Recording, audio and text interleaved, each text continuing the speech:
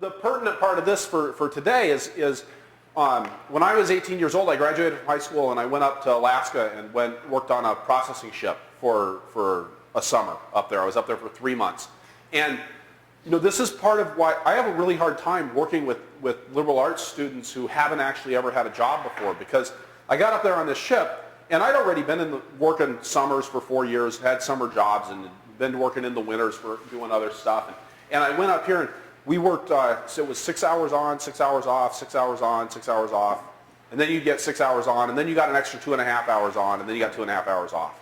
And you had, we worked hard, and they taught us how to work fast. We had my job on the boat was putting the fish in the fillet machine. And we put 120 fish in the fillet machine every minute. And they all had to go head down and belly to the right. And that was my job. For 13.5 hours a day, 7 days a week, 3 months, of putting fish in the fillet machine.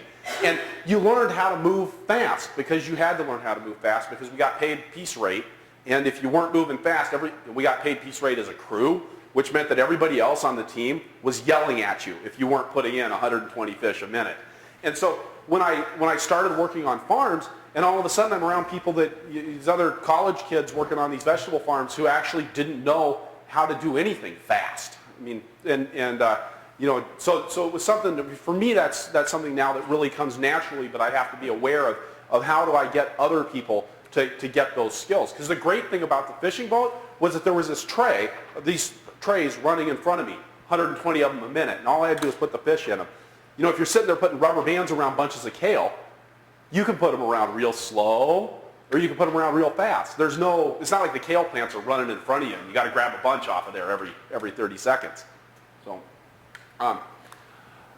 yeah, Deep Springs, farmed all over the country. And then I went so when I decided I wanted to farm, I said, I wanted to go and work for the best farmers in the country and in the best places. And so my first farming job after Deep Springs was actually during my summer off. I went over and worked for Michael Edelman in Santa Barbara. He's got this urban farm in Goleta, California, which is used to be a farm, and then all the city grew up around it. So he's just stuck out there in the middle of nowhere. We'd pack up every Wednesday and drive to the Santa Monica Farmers Market, which is about 3 hours south in Los Angeles. Then we'd go in rush hour traffic, and he had this little pickup truck. That's at the end of the day. That pickup truck, the nose of it would be up in the air so far you could barely see over it, and you could hardly steer on the freeway, and you could only use the rear view mirrors, which are way too small. But we got to market the very first day, and Michael went to start setting up his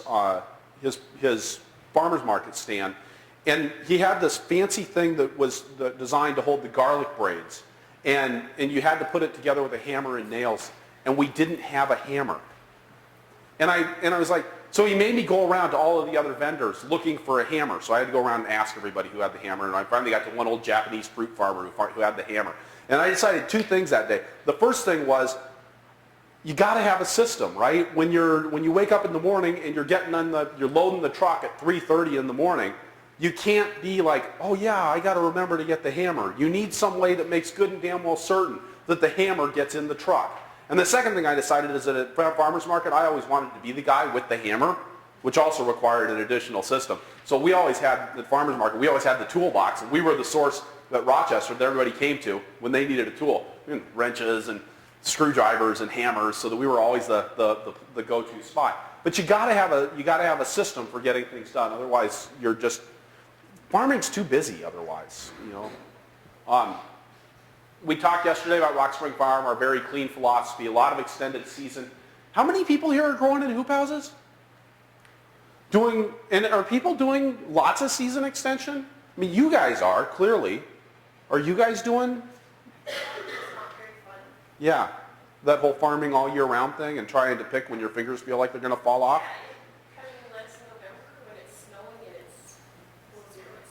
Yeah, it's not so exciting, but...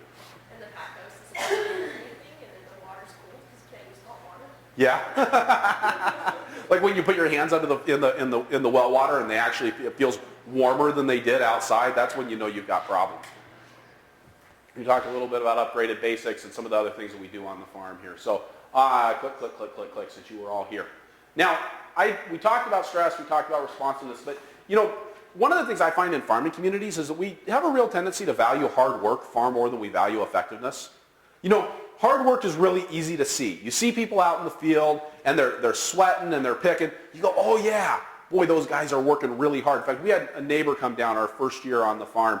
We were digging a 600-foot trench and to plant our asparagus. And so we'd read in the garden book, because we'd never planted asparagus before, that you had to plant the asparagus, you know, in a trench. It was 12 inches wide and 12 inches deep with the perfectly shaped mound in the middle of it. And so we went out with the spade and we're digging this trench. And we're about 3/4 of the way through. Of course, it's like the hottest frickin' day of the year. It's early, you know, early June, and we're sweating like pigs. And the neighbor comes down and goes, oh yeah, he was like, this was the ultimate compliment. You guys are working really hard. You make the rest of us look lazy. And I realized after we got done with digging the trench that we actually could have done it with the tractor and some tools, and it wouldn't have been nearly as perfect or as beautiful of a trench as what we did by hand, but that the asparagus would have grown just fine in it.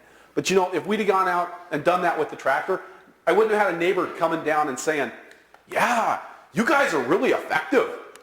You know, he's like, you guys are really, you know, you're working hard. And that was the ultimate compliment. And so I think a lot of times we get confused as farmers, and we do this, and you see this in other communities too. You know, yeah, oh yeah, I worked 3,200 hours last year on my vegetable farm. Damn, I must be a hard worker. I'm a good farmer. I'm a hard worker. Nobody's like, hey, you know, I only had to put in 1,600 hours last year on my vegetable farm, and I still made a whole lot of money, right? Who's going to go like, oh yeah, good job. You know, you're like, oh yeah, you're lazy. Why didn't you put in 3,200 hours and make twice as much money? You know, so I guess we just have some cultural confusion about that.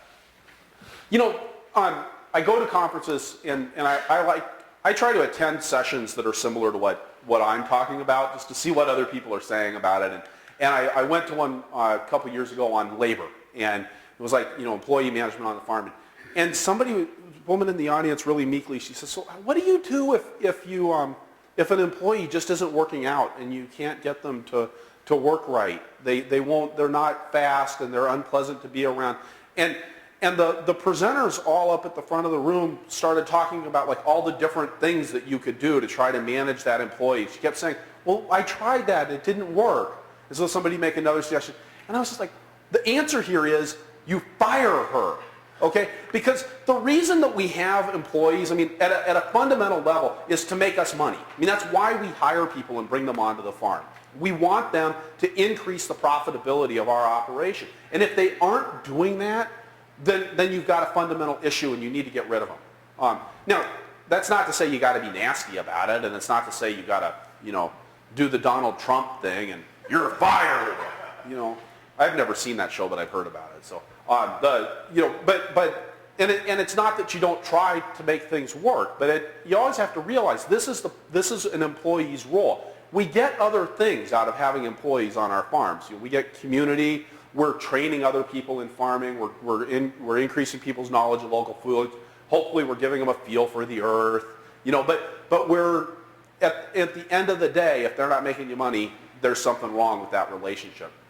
Of course, the other piece of it's not just about the making money. I mean, you'd also like your employees to give you more time to relax and do other fun things, right? You know, you hope that you're leveraging them to get more than just more cash, okay? Because it's not all about the money. And we talked yesterday about this difference between productivity and productive capacity. And you know, well, Angie and I were talking about this morning. So you're farming, right? And you're in the middle of the summer. How the hell are you supposed to build productive capacity in the middle of the summer? You know, you're working 16-hour days trying to get the crop out of the field, and you realize that there's something that you need to do, it's something you need to change on your farm. How do you actually affect that change and find the time to make it happen? We're all really busy, especially as vegetable growers. And people in general in the world right now are busy, and it's hard to find time to put those systems in place. And so trying to find that balance between building capacity, putting the systems in place, and actually just getting the work done. And a lot of the tools and techniques that we'll be talking about today, frankly, a lot of it is tools. I mean, a lot of it is if you want to save labor on the market farm, it's buying the right equipment to get the right things done. Well, buying equipment is a good example of building productive capacity. You know, you spend the time, you've got to investigate the equipment, you got to order the equipment, you got to buy the equipment, but all of that makes you more productive. So trying to think about what other things you can do at a systems level rather than just at an investment level to make yourself more productive can oftentimes be a cheaper way to get productivity. It just takes some of your time and creativity to think about it. One of I think the most important things for getting at this, again, and I always harp on the notebook, but writing down what your frustrations are and even keeping like your own internal complaints log. Like, what is it that we need to address once all the vegetables are dead out in the field? You know, what can I do in December, January, and February to make things go better in August? And if you don't actually capture that somehow, I have friends that have a nursery business, and they were always, so they had a really busy, crazy time in May and early June. But by mid-June, everything was calm and relaxed. And by August, they said, oh yeah, we forgot how bad May was by the end of August. And so they get into the winter and they're like, everything's fine. And then they could be right back at the 1st of May and they're going, wait, we had exactly the same problem last year. Why didn't we do something about this when we had time to do something about it? So you got to have a way of capturing that information and making sure that during your downtimes, during the off season, you're coming back and really being able to hit that work. Okay, we talked about that yesterday. We were talking about this just now, about the livestock on the vegetable farms. You know, the market gardens outside of Paris were, again, the model for what we think about as market gardening today. The first place that vegetables were really grown in a concentrated fashion for distribution into an urban marketplace. And, you know, all the fertility on for those market farms came from the horse pucky in the city of Paris. It was all imported fertility. I don't think there really is such a thing as a sustainable vegetable farm. Everybody's importing fertility, and you're importing labor, and kind of have to get used to, I think, more used to that idea that a vegetable farm, by its nature, you know, we were talking about green top carrots, right? You take a green top carrot out of the soil and take it to farmer's market, there's nothing left. You took everything that the soil produced and you took it to town. And I think, you know, you think about like grain farming, you take corn plant, you're just taking off an ear or two of corn and you're leaving this huge carboniferous stalk out there that you're going to plow back into the ground. You're only taking a little bit of the plant. Barley, any of those grain crops, you're dealing with the same kind of situation.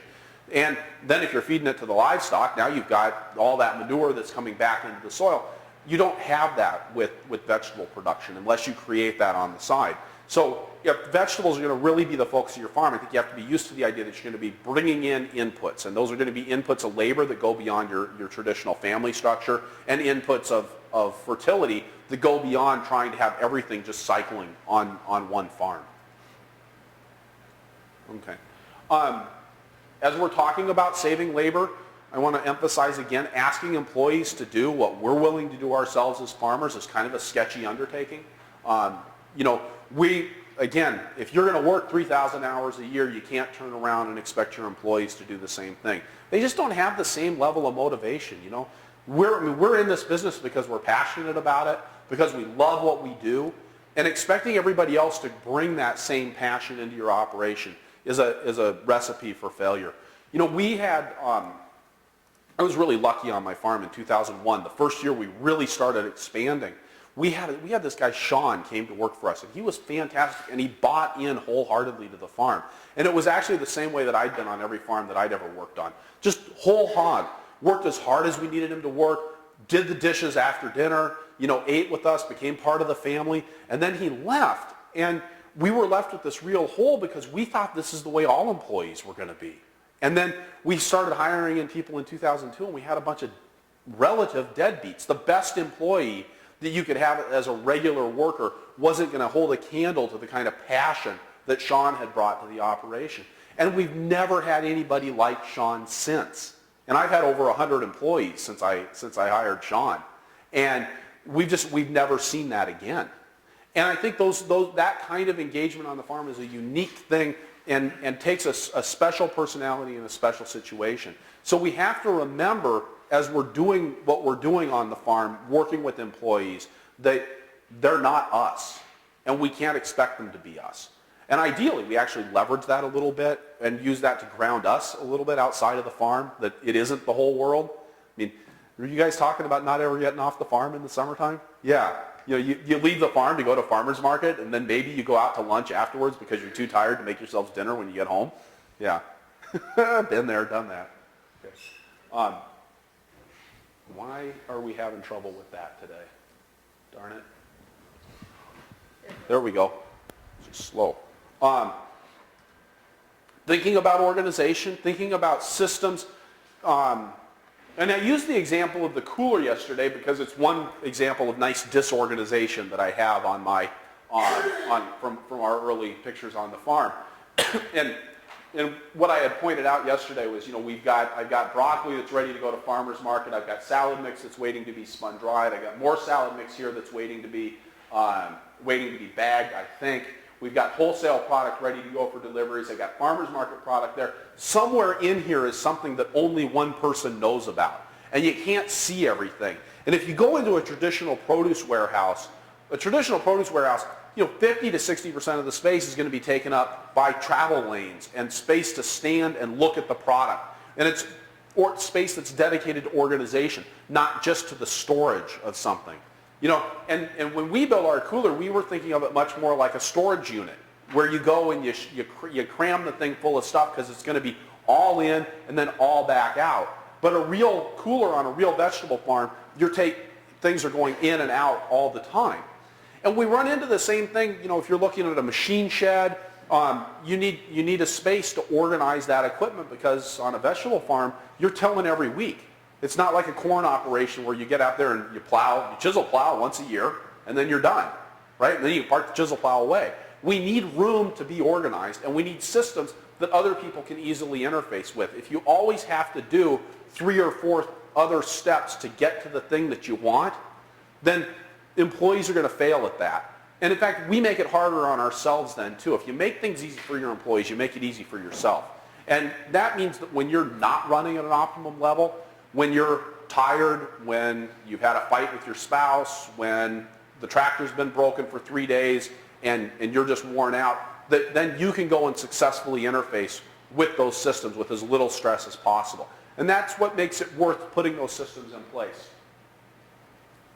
Dang it. Okay. Heavy lifting is it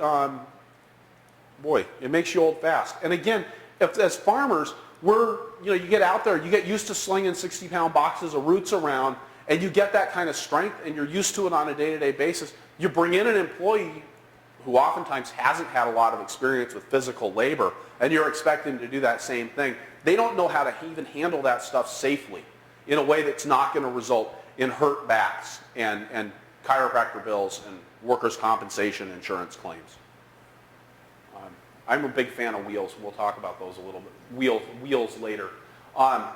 And remembering that in all of this, whether it's interfacing with the system or whether it's teaching somebody how to bunch kale, or actually going out and getting the kale bunching done, that it's a come on, not a go on as a manager.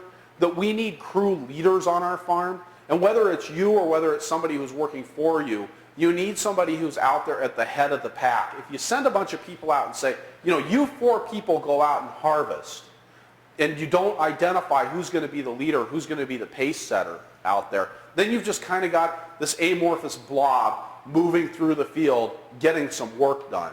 But if you put somebody out there and say, it's your job, you're responsible for producing the results with this crew, or if you go out there yourself and you're saying, hey, this is how you do this fast, this is how you do this well, this is what quality looks like, this is what speed looks like, then you're setting an example that other people can follow. And because we talked about this, about how a lot of the work with vegetable farming is so specific, and there's a dozen little details in how you get a twist tie on a bunch of kale, that if you've got somebody out there setting an example of how to do it right, then that's a thing that other people can look at and copy. I learned how to pick spinach because I went out to the Hmong grandmother that I worked with on a farm where I was an employee, and I said, you know what, Grandma, you got to show me how to pick spinach because I don't get it. I'm like, I can't pick spinach half as fast as you can. And she, of course, was like, what are you talking about? I just picked the spinach, But when I really had stopped and paid attention, I could see that she was, you took the knife, you hit a couple of leaves with it, you grab those things in your fingers, you tuck them back against your hand, you grab some more leaves, made another cut. And so that's why she was able to move twice as much spinach to the bucket as I was, because even though her hands were half the size of mine, she was grabbing much more spinach because of the way that she was holding on to it and that technique of tucking more spinach back into her hands so that by the time she was moving to the bucket, she had a handful of spinach like this instead of a couple of leaves that she had grabbed onto like this. But that wasn't something that I would have learned doing it myself. It was something I learned by carefully observing somebody else. And if you don't have that opportunity to carefully observe somebody else doing their work well, it's really difficult because you get stuck trying to make up stuff on your own. And it's not always obvious how to do that. I think that one of our big goals on our farm was to make it a kid-friendly place. To have it be something where the children were able to be a part of the operation. And we never, well, I shouldn't say that. We worked some of the kids hard. Mostly we worked the kids hard by making them take care of the other kids while we were too busy to take care of the kids ourselves, which I'm a little ashamed of. But it worked. We survived. And I don't think we did any damage to our children that's not going to be able to be undone by several years of therapy. But we did want things on the farm that the kids could interface with. And so that was also a goal for us with making things simple, making things not be heavy, that allows children to interface with things. We also worked hard after some real disappointing experiences to make things just a little bit of fun on our farm. I'm not naturally a very fun guy, okay? I'm kind of dull, and I like to do the same things. I fit into my routine, and I do the same things again and again and again. And a lot of times I actually do forget to smile. I'm a little bit of an introvert. You wouldn't know it from me standing up here, but I'll get done with these 2 days. I'm not going to talk to anybody for at least another week, okay? For us, actually learning how to stretch our boundaries and learn that when we got done with a hard job that we needed to take time to celebrate, and whether that was by well, yeah, this one actually doesn't have the bottle. Oh, yeah, EK's got a bottle of beer in that one. Having a bottle of beer, handing out flowers to the crew. We used to stop after we'd done a really difficult job, and we'd do the hokey pokey. That's been a farm tradition for a long time. Not because the hokey pokey actually means anything, but because at some point you just have to say, like, okay, we got done doing a really difficult job, and instead of saying, oh, yeah, we're just going to move on to the next really difficult job, we stop and do a little celebration. And nobody can be sad or miserable or grumpy or complaining when you're doing the hokey pokey. Okay? So it was a way to just lighten the mood and get everybody moved up and onwards. So having some things like that on our farm, that didn't come naturally to me. I was like reading a book and going, what could I do that's fun? And I came up with the hokey pokey, which probably again says a lot about me as a fun guy.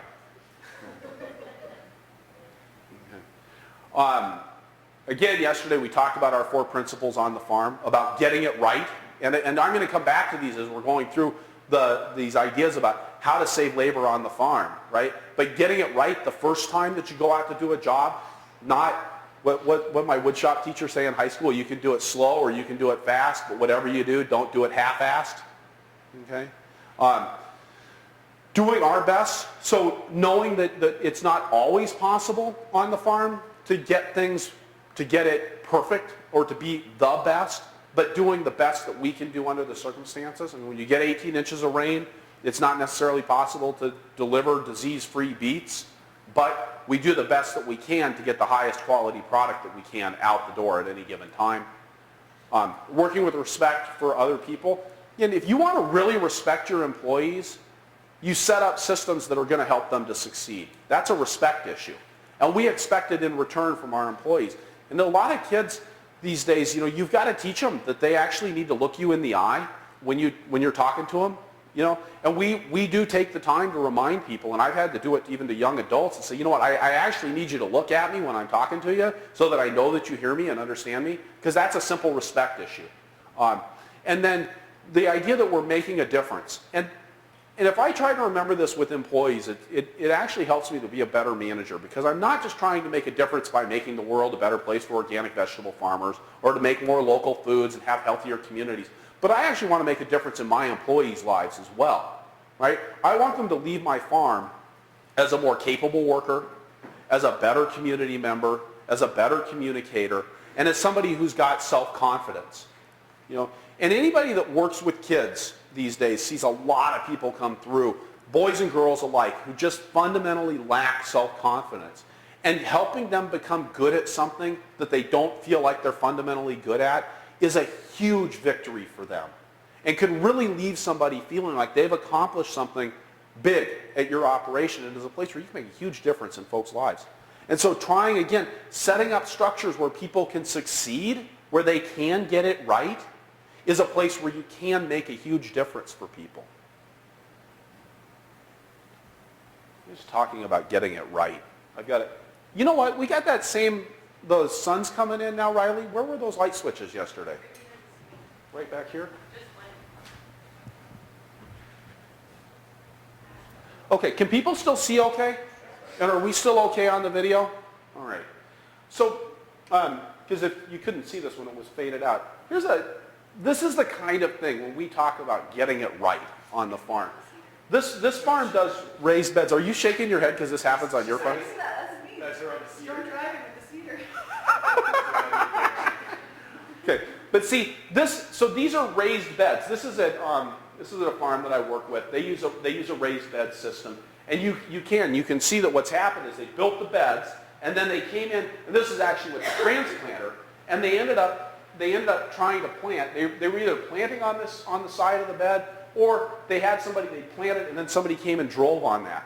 Now those plants there forever are never going to get cultivated when you come through with the tractor. Okay? Because you can't adjust. I mean, with a hoe, of course, you can adjust the depth of the hoe for each plant. But you can't do that with the tractor. You have one adjustment. And so those are never going to get weeded, or they're going to get buried. But those are never going to succeed as plants. You may as well not have ever put them out at all. It's more expensive to do a job wrong than it is to not do the job at all in the first place. This is something that's really hard for employees to understand. When we So if we we do a lot of clamshelled herbs on our farm. So when we pack up a 6-pack of herbs, 6 clamshells, we put those in a bag together, and we send them to a store. And they say, they're not good enough quality. Not only then do I not make the income from those because I have to refund their money, but I've got the cost of putting of the clamshell, which is gone, the labels that are on the clamshell, the time that it took to put the labels on the clamshell, the time that it took to put the herbs in the clamshell, and the cost of the herbs in the first place. Okay? That now, I would have been better off throwing it in the compost and throwing the clamshells in the recycle bin and never shipping those herbs in the first place. Okay? So the idea that here, what they've done now is this space, for how many dollars those square feet are worth, and however many dollars they put into those transplants, and the time that they put into putting those transplants out, that's all just money. They could have taken it and thrown it in the toilet. And instead, they're going to seed weeds there. Okay? So it's actually negative progress. Another negative progress, a lack of getting it right. Overwatered seedlings. This is really, when you see your employees doing this, look, this is not an employee problem. This is a management problem. If you have employees that are doing this, you've either failed to set up a system where it's possible for them to succeed, or you're not providing sufficient oversight to make sure that they're doing the job right. This is the same thing. Plants don't die from being overwatered once. Plants die from being overwatered consistently for a week. And then you end up with things damping off, okay, and falling over. And when you see this happening in the greenhouse, if you're not out there monitoring and taking corrective actions, remember yesterday we talked about planning, monitoring, and controlling. So if you're not controlling these things, then you're setting yourself up for failure. You're actually asking for problems. Okay? You can't just keep doing the same thing and getting bad results over and over again. You got to change what you're doing. Here's another one of my favorite failures to get things right. Putting out transplants and leaving the root ball exposed. That's a dead plant. Okay? And if you've got employees that are failing to cover the root balls, or if you're doing this, look, if you make this mistake once as a farmer, then you're a beginning farmer. You make this mistake twice, then you're not doing your job. And you're not doing your job, again, as a manager if you're not getting this stuff fixed and making sure that plants are getting put in correctly.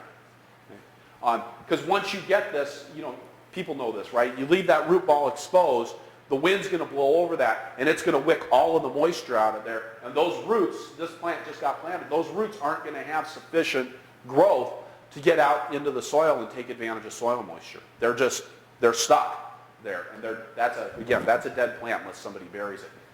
You know what's really scary about this? This crew that was transplanting this had somebody walking along behind. They were paying somebody to walk behind the transplanter and make sure that all of the plants were buried, and they were still coming out with unburied plants. Again, take the money, flush it down the toilet. Just save yourself some time and energy, okay, and frustration. Failures to get it right here again as well. And I want to just come back to, this is that respect issue too, right? This is that make a difference issue.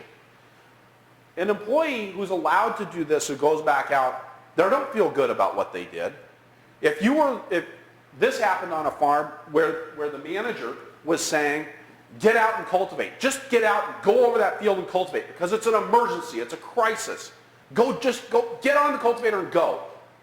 He didn't say get on the cultivator, adjust the cultivator, and do a good job. He just wanted somebody to be driving over the fields, getting something done. Now, does that leave the employee coming back when they come back 3 weeks later and that's what they see, going, oh yeah, I did a good job?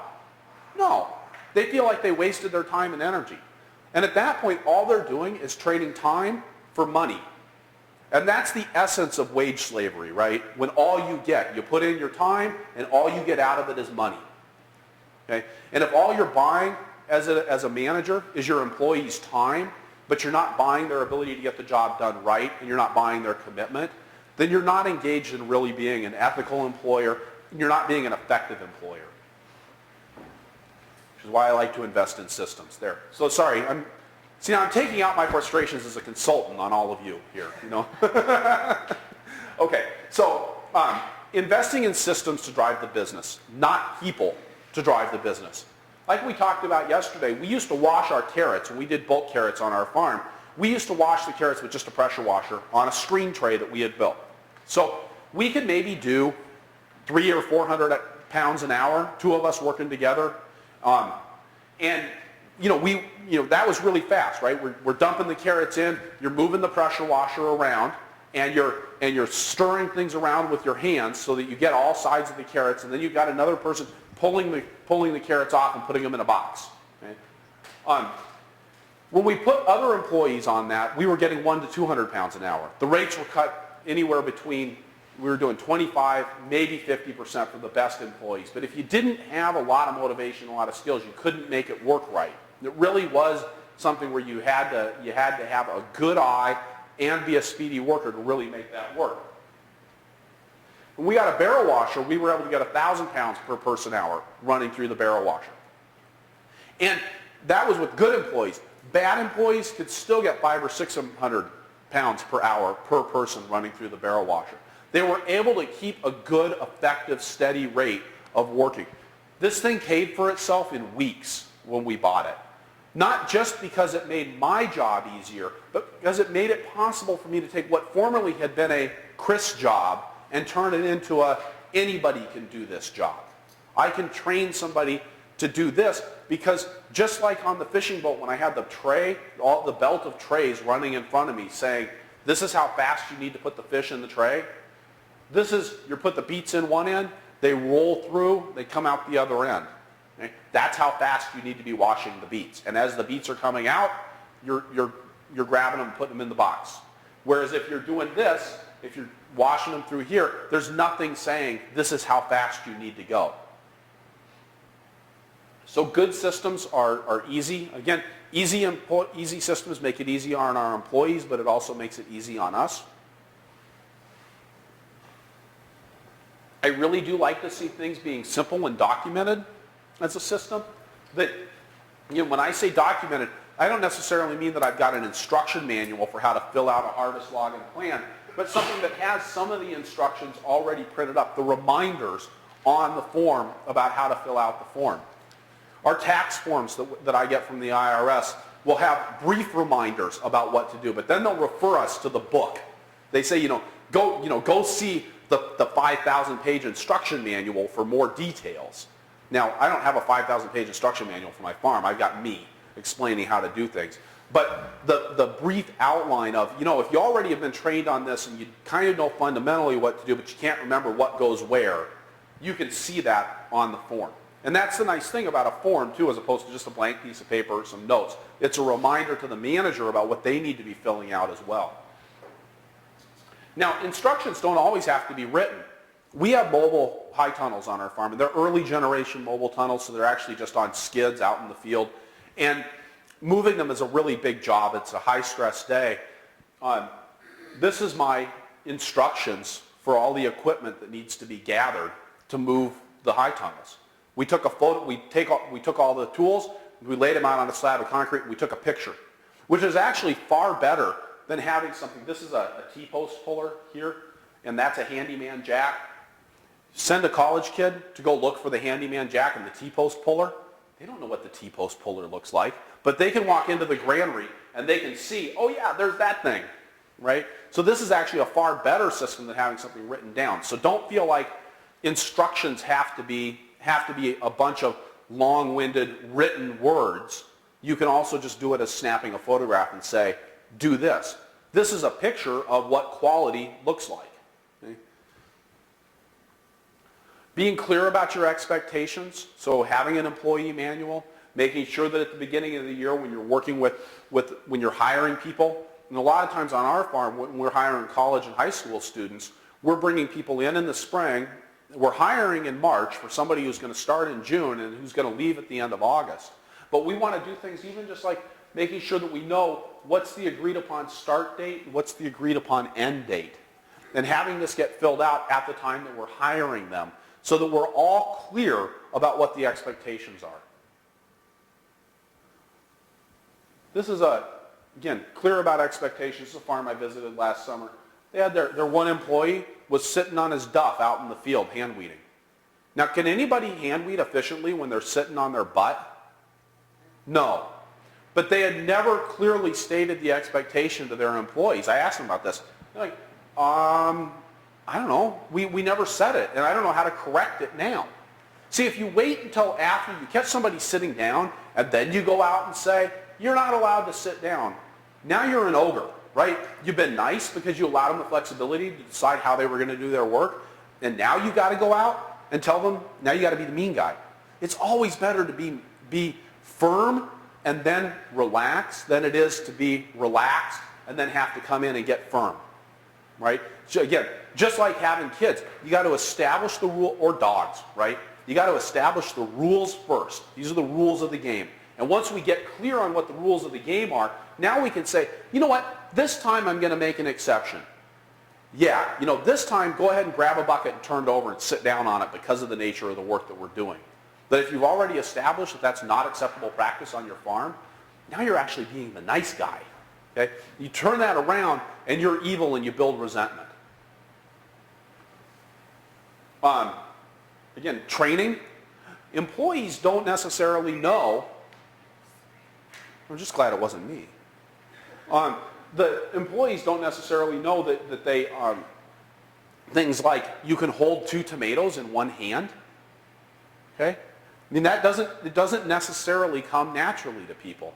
So making sure that we show them. And again, being really specific about this. I talked a little bit about the spinach harvesting method earlier. This is one, again, showing how you don't just say, grab 2 tomatoes in each hand.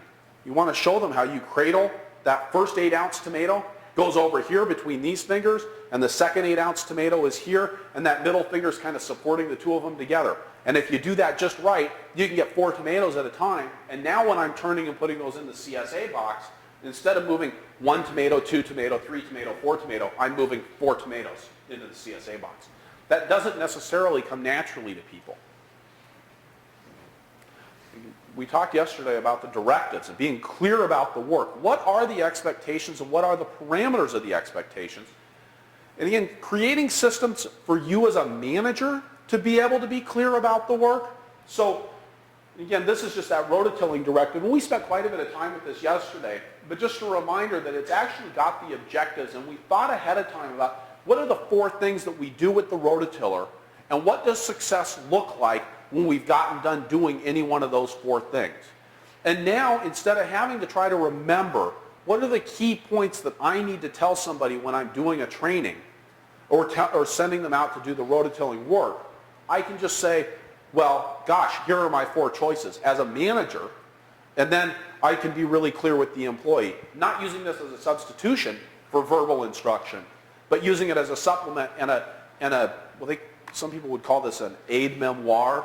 It's something that makes it easy for you as a manager to get it right. It says, what are the questions you need to remember to answer when you're sending an employee out to rototill? So this has got all of those questions and a place where you can fill out the answers. Understanding that 2 inches isn't necessarily 2 inches. We talked about yesterday about the tilling. And what I thought was 2 inches deep and what Ben thought was 2 inches deep were actually quite different. And it turned out that when we actually created a method for measuring, and I said, well, because I created the method for measuring, and then Ben did the measurements and said, well, I am tilling 2 inches deep. And I was like, well, you're not tilling deep enough. So now I want you to till 3 inches deep. But I'd always been saying 2 inches deep. And you can see, we weren't actually tilling deep enough. I've got weeds that are sitting there where the tiller blades had gone over. Part of the problem was that our tiller blades were worn out. So there's also things like that to take into consideration. Are you actually getting the results that you want when you give the instructions that you give to somebody? So it's not just coming up with this in the wintertime and going, oh yeah, I got that nailed. It's coming up with this, having it in Microsoft Word, and being able, when your instructions fail, to go in and say, I need to modify those instructions and make something more clear that wasn't as clear as it should have been. When we're trying to be clear about our work, we use our big whiteboard. And this was, I get no credit for this at all. This is something Ben put together. We have this big 4-foot by 8-foot whiteboard in our packing house. And it's got a metal backing on it. So we've got these magnet hooks, and we hang the clipboards on them. And you can see we've got notes here. Oliver, see the new watering chart here. We've got the weed control directive here. Okay?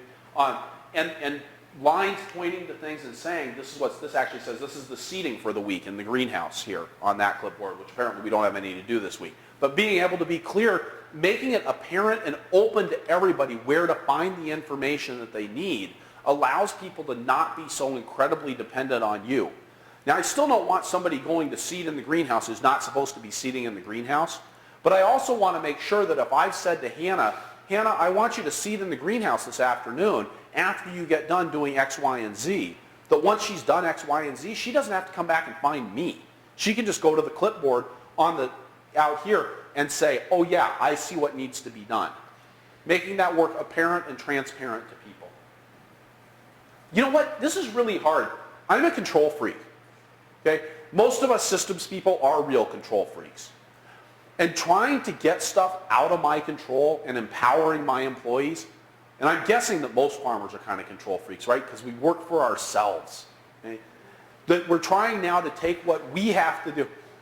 Okay, you don't have to agree so damn much.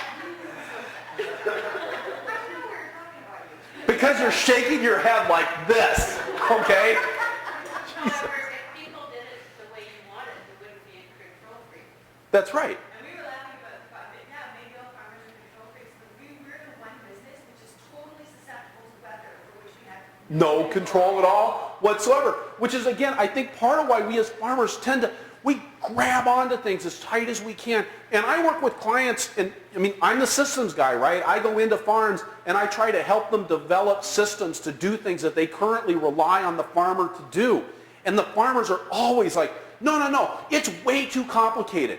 You got to think about too many things. But you just got to get, and if you can't do it yourself, you got to hire me to help you, or hire somebody else to help you. Okay, this isn't just an advertising session. But if you can't do it yourself, you got to sit down and say, I make this decision, and then I make this decision, and then I make this decision. You know, you can break down even the most complicated process. When you're doing it in the real world, all happens in a straightforward, linear fashion. You may be thinking about 10,000 different considerations, but in the end, to get anything done in the real world, you do one thing, and then you do the next thing, and then you do the next thing. That's how the world works. The usual answer, though, is, no, I can't afford to. You can't afford to Like if I were to say to my partner, you really should hire somebody, or you should buy that piece of machinery, or something like that. His usual answer is, well, we're not big enough, we can't afford to do that. well, and that's And to get him to actually plan it and prove to himself that he can afford to, or that he could go fishing more often, because that would be the complaint, right? That's what would start it. That, I don't want to do this because, I'm notorious for complaining about not having enough time and then taking on way too many projects and not making the kinds of productive capacity decisions that I need to be making to make sure that I actually do have time to go fishing. You know that world-class trout stream I mentioned that goes through the bottom of my farm? I still haven't figured out how to put a worm on a hook, okay, and go out and actually do something about it. So, that's been 13 years. Yeah, it's easy. Again, because hard work in our culture and in the way we think, it's its own reward, right? But then we end up in the same busyness trap that we all try to avoid by being farmers instead of being a bunch of suits, okay? And here we are being worse than them in the first place because we're living the dream, Okay. So it is hard though as a manager to give up control to other people. And so the trick is, how do I get people to do what needs to be done in the way that it needs to be done? And that is, again, having kind of these check marks of what are the questions I need to ask, and how can I give somebody all of the information that they need to get the job done as well as we need to get it done. I think that, I said this again, sorry, I feel like I'm repeating myself. I'm not going to say I said this yesterday anymore today. I'm just going to keep saying the things that I said yesterday. Riley didn't tell me that everyone was going to have exactly the same crowd the second day. So, but making a plan is so incredibly important as a manager. If you don't know what needs to happen, you're always going to be in crisis management. There's always going to be something that's popping up that's needing your attention yesterday. And so now it's a crisis. Okay? This is just like, fencing is the best example of this, right? You build a crappy fence and then the sheep get out. So when the sheep are out, now you've got to deal with the fact that the sheep are out. And what always happens when the sheep are out? You do just what you need to get the sheep back in, and you usually, the response is not usually to turn around and build a really good sheep fence. It's just to get the sheep back in, and then now, because you just spent an hour chasing the sheep around the farm, now you're an hour further behind. So are you going to take time to build sheep fence? No. You're going to get back out and start picking those beets again, because that's what you should have been doing in the first place. And if you never take the time to make the plan to say, oh yeah, that sheep fence needs some shoring up, we better get to that, you're always going to be working from behind on that. And that's crazy making for your employees. Crisis management for employees is a disaster. It creates distrust. They don't feel like they're in an environment where things are predictable and they know what's coming next.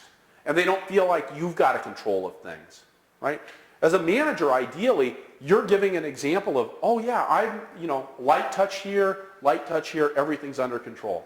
We're all calm, cool, and collected. You may be screaming in panic in your mind, but ideally, what you've got on the outside is saying, yeah, this is all under control.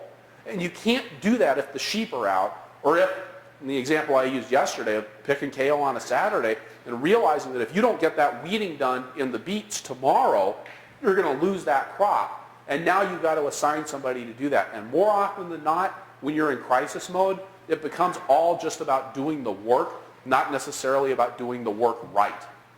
Okay? So now you send somebody out to weed the beets, and you're saying, oh my God, it's a crisis. Just get through there. Don't worry about the wheel tracks. We'll get the wheel tracks later.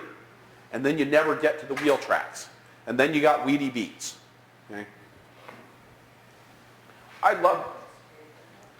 I can't make heads or tails of this one. This is Angelic Organics. I think they're a 1,400 member CSA down in Rockford, Illinois. This is their whole plan for the week. It's all laid out on a whiteboard, and they've laid out They've got harvest goals, and again, if you know how to read it, it makes sense, but I don't quite remember how to read it. It's been a few years since I was there. But they've got their harvest goals for all their different crops that are going in the box. They've got to-do lists all over this thing. Everything's color-coded, but it's all out there and transparent, and it's all been thought through, and all the crew has to do all week long is just crank the farming widget. And this farm is amazing. They've actually written down, they've got an instruction manual about exactly how to run the farm. You guys know John Peterson, it was The Real Dirt on Farmer John, was the movie that came out a few years ago. So he's been kind of a celebrity. He's the farmer that wears the pink boa. Okay? But he actually left the farm for 5 years in the hands of his farm manager and he spent summers in Mexico, traveling around the world, doing his farm thing, doing his video thing. And what he left him with, though, was a guide. Everything was written out in excruciating detail about how to get every job done on the farm. And when I was visiting Bob Bauer down there, because I was looking at how he had put together this system, and Bob was flipping through this notebook showing me something, and we got to this section on spraying. And they actually had all of the pest control thresholds laid out and what the spray schedule was and what insecticides they needed to be using and how often they needed to be applied and at what rates. And Bob stopped, and he almost had a tear in his eye, and he said, you know what? John really supported me here. I couldn't have done this job if John hadn't given me this.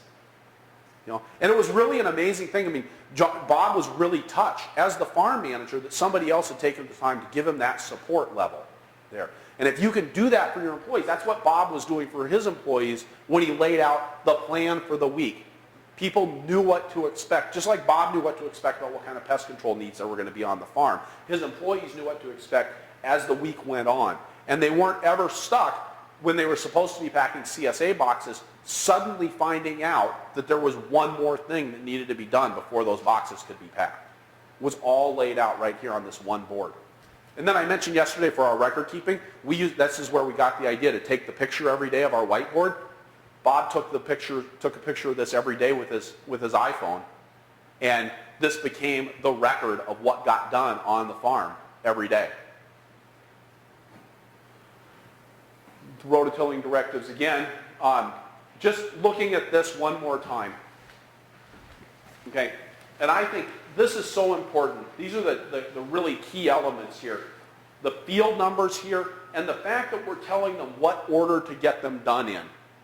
Now, occasionally it doesn't matter, and we just draw a line through complete in the order listed. Okay? But more often than not, it really does matter whether field 93 gets done first or last, because if there's something that I want to get done in field 93, then it's the most important field for somebody else to go out and rototill. Okay? If I'm going to seed the peas there, that's got to get done. Okay? And then going through and having thought about what are the 4 jobs that we do with the rototiller and what does success look like. And this takes time and energy to do. Now, I actually did this job in June. We rolled out these directives for the first time. We got a rough draft out because we were having problems, because somebody had rototilled the peas. Okay? So we said, how are we going to solve this problem? We're going to do maps on the form. We're going to nail these objectives. We wanted tractor operators to be able to be successful so that I didn't have to be the only person operating the tractor. And then a quick check of what the settings should look like. Okay? And what are the settings that are available on the rototiller? When you start breaking this down, there's not a whole lot of things to think about, really, in the end. It's just a matter of doing the hard work of thinking it through in the first place. And then this implement checklist completed by the operator. What do you need to do when you set something up? Because as a farmer or as a farm manager, you probably have an intuitive sense for how your equipment works. You actually maybe sat down and read the instruction manual when you got the piece of equipment in the first place. But your employees probably didn't. And you're probably not going to pay them for the hour to sit down and read the instruction manual for every piece of equipment you want them to use.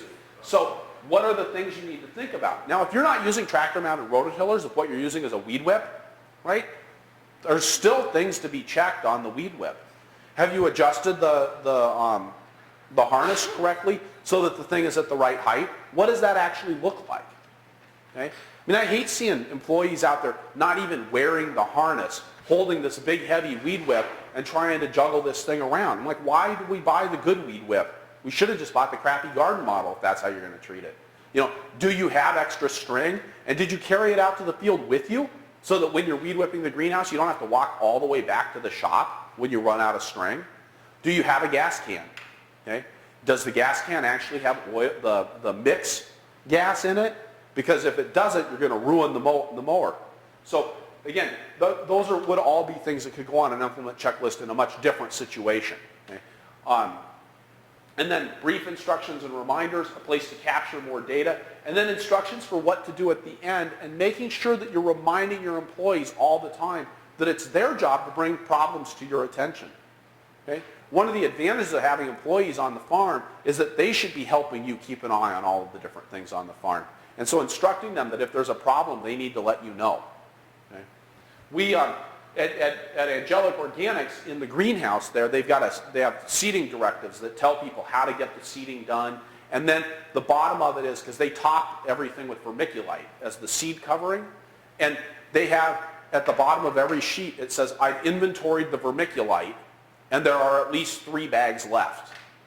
Okay? Because if there are less than 3 bags of vermiculite left at Angelic Organics, they need time to order more vermiculite. And they know what the cycle is on that. And it's an easy inventory job. But if nobody tells Bob that they need more vermiculite, then suddenly you're out of vermiculite and everything grinds to a halt in the seeding in the greenhouse. So thinking about what are those critical control points on your farm where you can put other people in charge of keeping track of them for you. It doesn't all have to be spelled out. This is just our general field work plan. This is where I keep track. This is my spraying records. I'm the only person that sprays on my farm. So I keep careful track of exactly how that goes. But I don't feel like I probably could use a directive to make sure that I have absolutely everything that I need when I go out. Because usually when do you spray? It's either at the end of a long, hard day or it's right at the beginning before everybody else starts work because you need to do it when the wind's not blowing. So you're out there at 5:30 in the morning. I don't know about you. My brain is never working quite right at 5:30 in the morning. So having a checklist to go through that I actually have all of the equipment that I need to go up and do the spraying, and this is exactly what the plan is, and I've thought it through ahead of time, would be a really smart thing to do. I never have put that together for myself, but I do still have the map here so that I know what fields I'm in, and I can still write up a directive. So just having something blank that's got the field maps on it, make it easy on yourself to give people directions. And using color, people really respond well to color. Okay? So here, this is just a bunch of different jobs, random stuff that needed to be done. Deer fence in one field, picking rocks in another field, putting remay on in another field. And we've just gone through and highlighted everything because this was all going to one crew, and it was a matter of they were supposed to just run through all of these things. And we just highlighted where each of these tasks was supposed to happen with a different color highlighter to make it pop for them. And that way, instead of an employee who maybe isn't as familiar with the farm having to think about, well, okay, where is field 11 and where's field 25 and how are those two related to each other, they're able to just look and say, okay, I need to do work in the pink fields.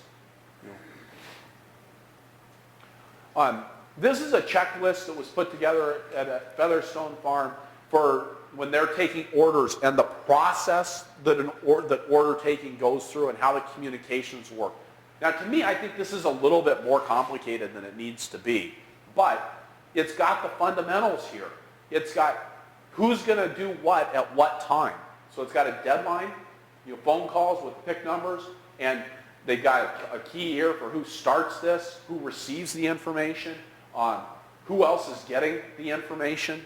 Okay? So all of that is kind of nailed down. They've thought through the process here of how do we get from in the morning having some of our orders to getting all of the orders in, to getting all of the vegetables picked and packed and loaded on the truck and out the door, and the invoices to the right places and the order confirmations to the right places. So one of these things, if you're going to move into selling to stores and restaurants, if you go to farmer's market, right, and you said, oh, we plan to take 30 bunches of kale to farmer's market, and you don't have 30 bunches of kale, you just take 20 bunches of kale. Or maybe you don't take kale at all because you ran out of time to pick it. Now, if you told the store that you're going to show up tomorrow with 30 bunches of kale, and you don't show up with your 30 bunches of kale, well, that's going to be a problem because they would have gotten that 30 bunches of kale from someplace else. And now you created a hole in the produce department and a whole lot of extra work, and they're going to hate you. Okay? So you want to find a way to make sure, and this is captured in here, when are you going to make phone calls to say, you know what, I don't have the kale, you better order it from somebody else.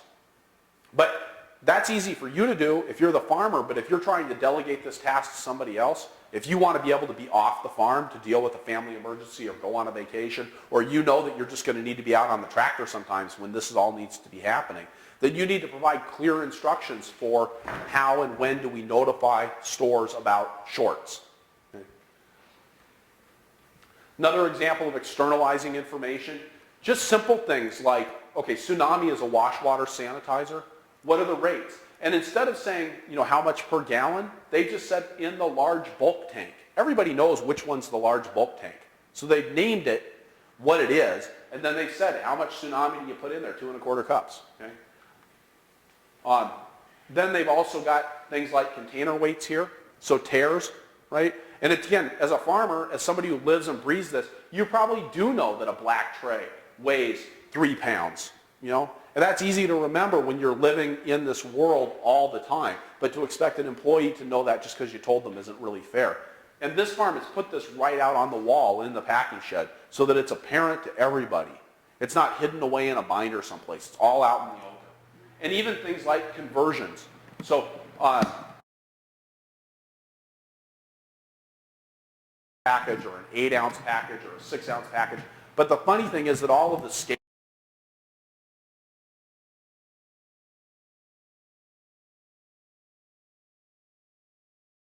so having just those simple conversions and making it, again, right out there in the open for people to see and decide what they're going to do about that.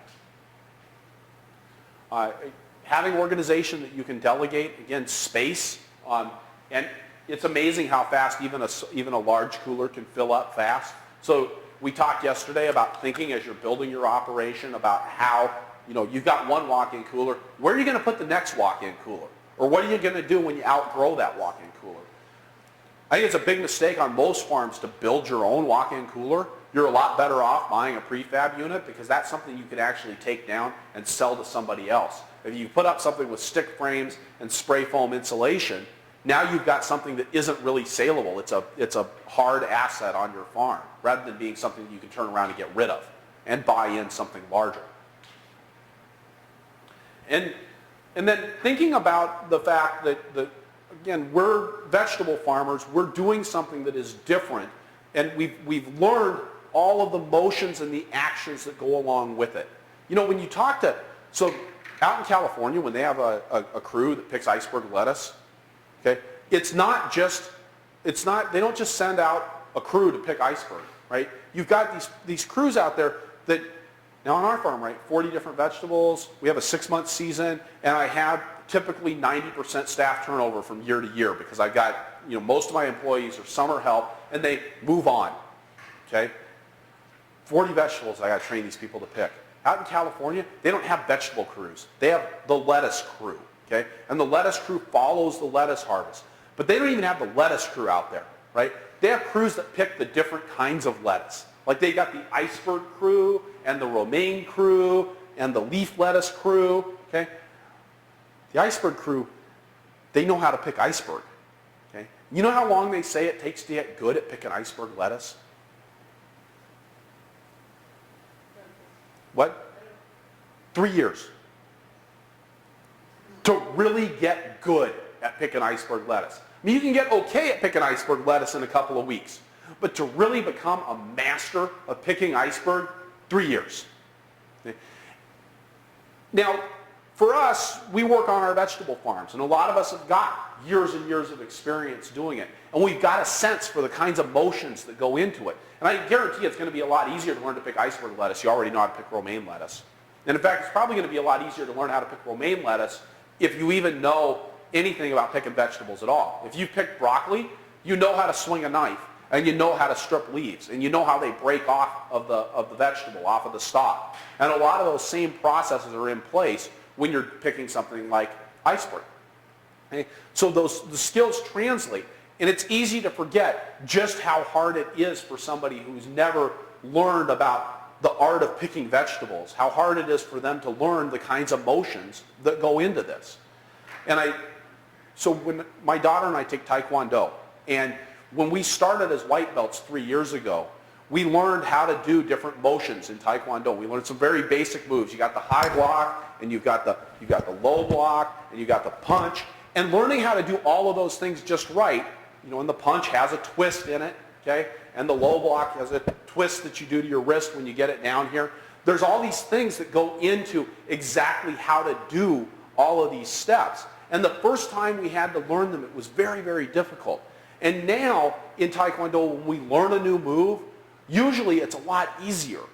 It's not like learning how to do these first basic moves was. And everybody in the class was confused and stumbling, and especially us 40-year-old guys having to learn how to do something different with our bodies that was completely new. We'd never done anything like it before.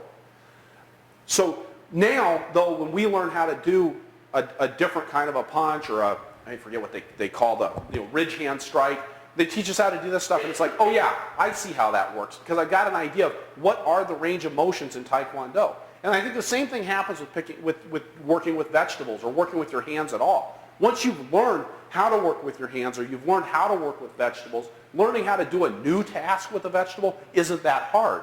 And so it's easy for us to go out and say, well, why is it so hard for an employee to learn how to pick a head of lettuce? Well, A, because they aren't as invested as we are as farmers, and B, because they don't have years and years of experience picking spinach and tomatoes and cabbage and cauliflower. So now when you've done those things, learning how to pick lettuce is pretty easy. Okay? But if you don't have that realm of experience, it's a lot harder. We really like having systems for doing everything. This is our system for filling a CSA box. And when we fill a CSA box, everything goes in exactly the same spot in every box.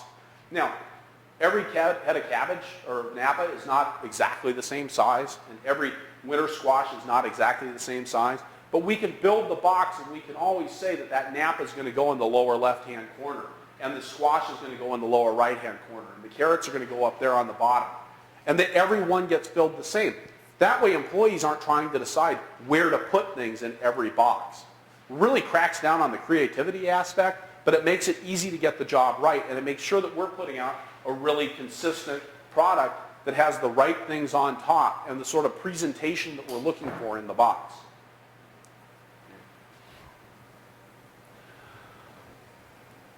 So safety on the farm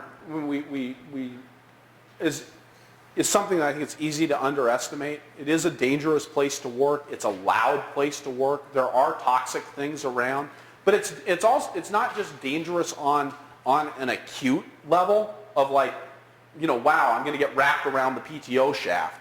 It's dangerous on a level of, gee, if you're always working with your back at a 15 or 20 degree angle, you're going to do damage to your back. Okay? So we like to try to have as many of our work surfaces as possible at elbow height is a really key thing. So, where you're actually working should be right here. Now that's going to be hard for people like you guys, right? Because your elbow height's a lot different than your elbow height. So trying to find a happy medium, or providing two different work surfaces, or providing a way to adjust by the job that you're doing. In general, I would rather have a work surface be a little bit too high for your average employee than be a little bit too low for your average employee. Because it's better to be working out here than it is to be working down here. We actually don't allow people to sit on our farm at all, ever. Right? And part of this is that we only work an 8-hour day. So my attitude is, we only work 8 hours. You can stand for the entire 8 hours. Right? But when you have people that are bending over, then the natural instinct is they want to plant their butts down on a stool or a chair or a stack of crates or something. When you've got work surfaces that are up at standing height, they're going to stand up for that. Because, once somebody puts their butt on something, it takes work for them to get up and move from that space to something else. It's a lot more efficient to move when you're already standing than it is when you're sitting down. Just another example of elbow height. These are just stands that this farm built. This is Montalbano Farms down in Illinois. And you can see the stand is built so that the tank is set so that it's working at her elbow height. So it's the top of the tank, the surface of the water is at the right height for her to be doing the work that she's doing. Again, acute injuries, keeping in mind and training people to the fact that it is a dangerous place. You know, when you're working with a rototiller, right? How much does a 3-point hitch mounted rototiller weigh? 2,000 pounds, I'm going to guess. And you've got a hydraulics on your 3-point hitch that are coming up and pinching against that, right? It just looks like there's a something there and there's a piece of something coming up. And most of the things that people have worked with in their lives, when you get stuck between a vacuum cleaner and the wall, the consequences just aren't that great, you know? But you get your finger pinched between the lift arm of the tractor and a 3-point hitch pin on a 2,000-pound implement, you got broken fingers or maybe fingers that are gone. And it's not intuitively obvious to people that that's what's happening. So making sure that you're training people about the fact that this is dangerous, high force, high impact equipment that they're dealing with. And again, things like PTO shafts are extremely dangerous, but boy, they just don't look that dangerous, you know? But it doesn't take anything at all when something's spinning at 540 RPMs. You know, you drop that beautiful long hair of yours, Riley, into that PTO shaft, and, well, your consulting career is over. You know? So we'd like not to do that. And again, reminding people, look, long hair, long scarves, okay? I don't care how cold it is. You don't wear a scarf when you're operating a tractor. That's just against the rules. Or a tie? Yeah, because I do that out in the field all the time, yeah. Make them stop. Now, the other nice thing about this is that it actually is something that you can use as a dress code rule too on the farm that can help people to wear stuff that is actually appropriate and effective in the rest of their world as well. And tell horror stories. Tell horror stories. The most effective thing my mom ever did for me when I was learning how to use a razor washer was explain to me what would happen to my fingers if I ever got them stuck. And she used a grape as an example. Never had a problem. Yeah, yeah. You know, we have an onion cleaner on our farm, and several of the farms in my area have this.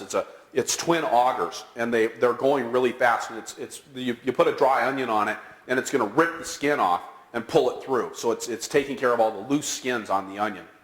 But the thing's spinning really fast, and if you get a rotten onion in there, it starts to smear, and it actually becomes really ineffective, and it smells really bad. Okay, and so it's really tempting for people to reach down and grab that rotten onion out of there.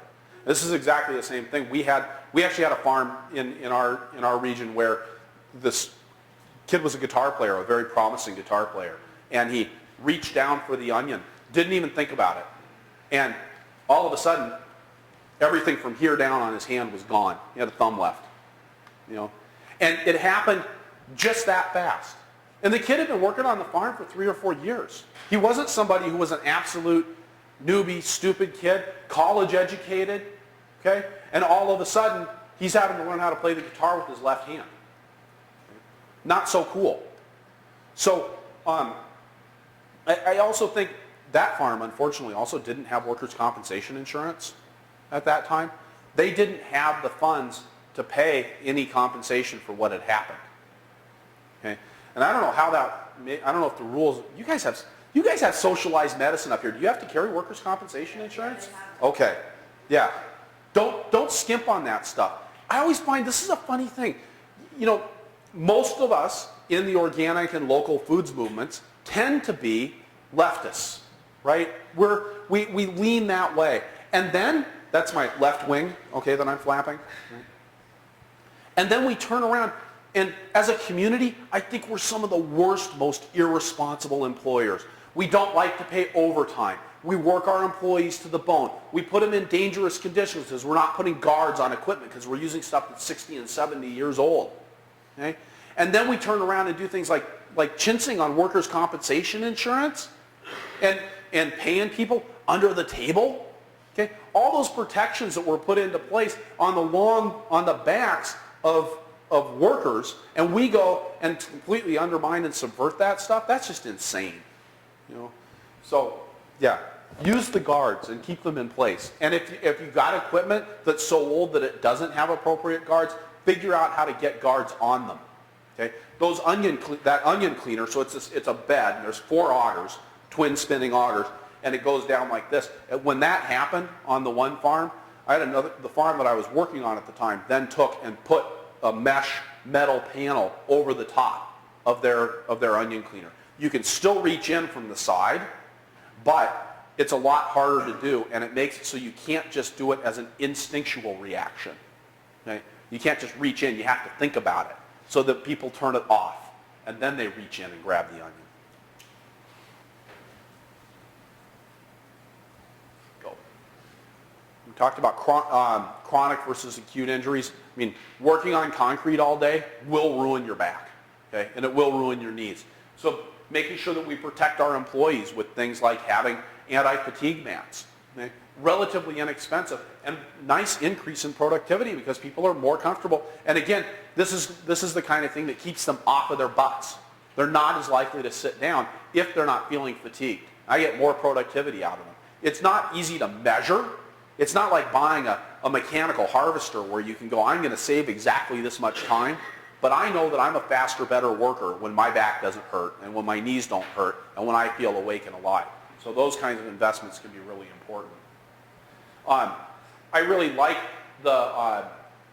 this small pallet system, and what we've done here. I must not have a picture of it later on. I mean, if I do, we'll have a better show of this. But we have these pallets built at a local pallet manufacturer. They cost us $1 a piece. They're an inch off the ground. So what's nice about that from a food safety perspective is it's up off the ground, because by definition the floor is contaminated from a food safety perspective. And it's a requirement under the good agricultural practices that we keep our produce off the floor, because if you spill water, you don't want it running through the produce. Like you have a mop bucket or something like that that spills and is moving contaminants. You don't want that flowing through the vegetables, getting in contact with the bottom of the crate. So this keeps the crates clean, but then it's also up just enough that we take that hand truck and we modified the hand truck with forks on the front of it, and you can just slide it in underneath. You don't have to try to tilt the stack forward and kick that hand cart in before you can take and move that stack. And it makes it so somebody who's relatively small and maybe not very strong can all of a sudden move. This is almost 300 pounds of root crops that Hannah's moving out of the cooler there in one fell swoop without having to think about it. And on our farm, this was a nice organizational scale. We tried for years to work with large pallets, but it was too much. We rarely had a pallet of anything. But this was the perfect system for us, because if we had 24 bunches of kale in each of those, then we could get the full CSA in nine totes to handle that. And then we had, that was just 2 stacks. What size are those crates? Those are, I don't know. They're this size. This big, by this big, by this big. And I've actually got the size of these crates on my website at flyingrutabagaworks.com under the resources section. This is a great thing. If you guys want a way to work together, Riley, if you want something that the city can do to really help out, these do people use plastic harvest totes here? Okay. Getting these in by the semi-load can cut your cost of these in half over getting them in individually. And so if you can get somebody to buy these and resell them at cost, it can be such a great service. But you need a place where the truck can get into the dock, okay? You know, offload them with a pallet jack or a forklift and store them. And then you need somebody to write the one check to the tote company. But you can really bring your cost down literally in half when you buy them by the semi-load instead of buying them by the piece. There's a lot of things that are like that out there too, Riley. And the rest of you in here. I mean, good transplant production trays. The same thing, rigid transplant trays rather than the disposable flimsy ones that a lot of people use. You can get those at a relatively low cost if you buy them by the pallet. But most farms that are operating on the kinds of scales that we're talking about here aren't using pallet loads of them. And more pallets, less money. So, Really good farmers pull out here, they're probably interested to hear of things like that. yeah. I mean, anything that you can leverage, and especially if you can get somebody to do it without needing to take a profit on top of it, that's just all the better. Earplugs. Okay? Look, all the workers that come to my farm are already deaf anyway, so they've been listening to iPods all their life. But I still feel obligated to stick in the earplugs because it's not a very good picture of an earplug, but you guys see that there. There's a reason that they're bright orange. It's so that you can see if your employees are wearing them and if they're inserted correctly. But hearing loss is cumulative, right? Every time that you get on the tractor and turn it on without earplugs in, you're losing just a little bit more of your hearing. Okay? So you want to make sure you're wearing those earplugs every time you use it. Make sure your employees are doing the same thing. Kids are not as aware of that as we are, right? The other thing with earplugs is teaching people how to put them in. You know, the things come with instructions, right? You're supposed to grab your ear up at the top and roll them tight and then stuff them into your ear. And you can see that Ben's done it right. That sucker was in his ear. But I see a lot of teenagers that all they do is they take the earplug and they just poke it in. And the whole thing's sticking out and it's not doing any good. But that's what we talked about yesterday. A lot of kids have a hard time thinking about or realizing that it's not just about going through the motions, it's being effective. It's not just wearing the earplugs, it's wearing the earplugs right is what's going to make the difference. And yes, it might take you a couple of extra moments to grab your ear and make sure that that opening is nice and straight when you stuff the earplug in, okay? But it is actually then going to do its job. So want to just think about automation on the farm as a management tool. And this is a Japanese term, it's poka-yoke. And in America, we would call this idiot proofing, okay? And which is really kind of a nasty term. I like poka-yoke because what it directly translates to from Japanese is making it impossible to make a mistake. And this came out of the lean manufacturing movement in the 80s and 90s in Japan, where they realized that to make employees really effective, you had to set up systems that didn't allow them to screw things up. Okay? And it's not because they were stupid, it's because people make mistakes. And so we're always looking on our farm for ways to make things more poka-yoke. And whether it's in our bookkeeping systems or whether it's in my own management systems or whether it's stuff that the employees are doing, this poka-yoke concept is really important to us. A key concept with poka-yoke is reducing the number of decisions that have to be made and the kinds of decisions that have to be made. So thinking about, I like to call it yes-no decisions. And we do this.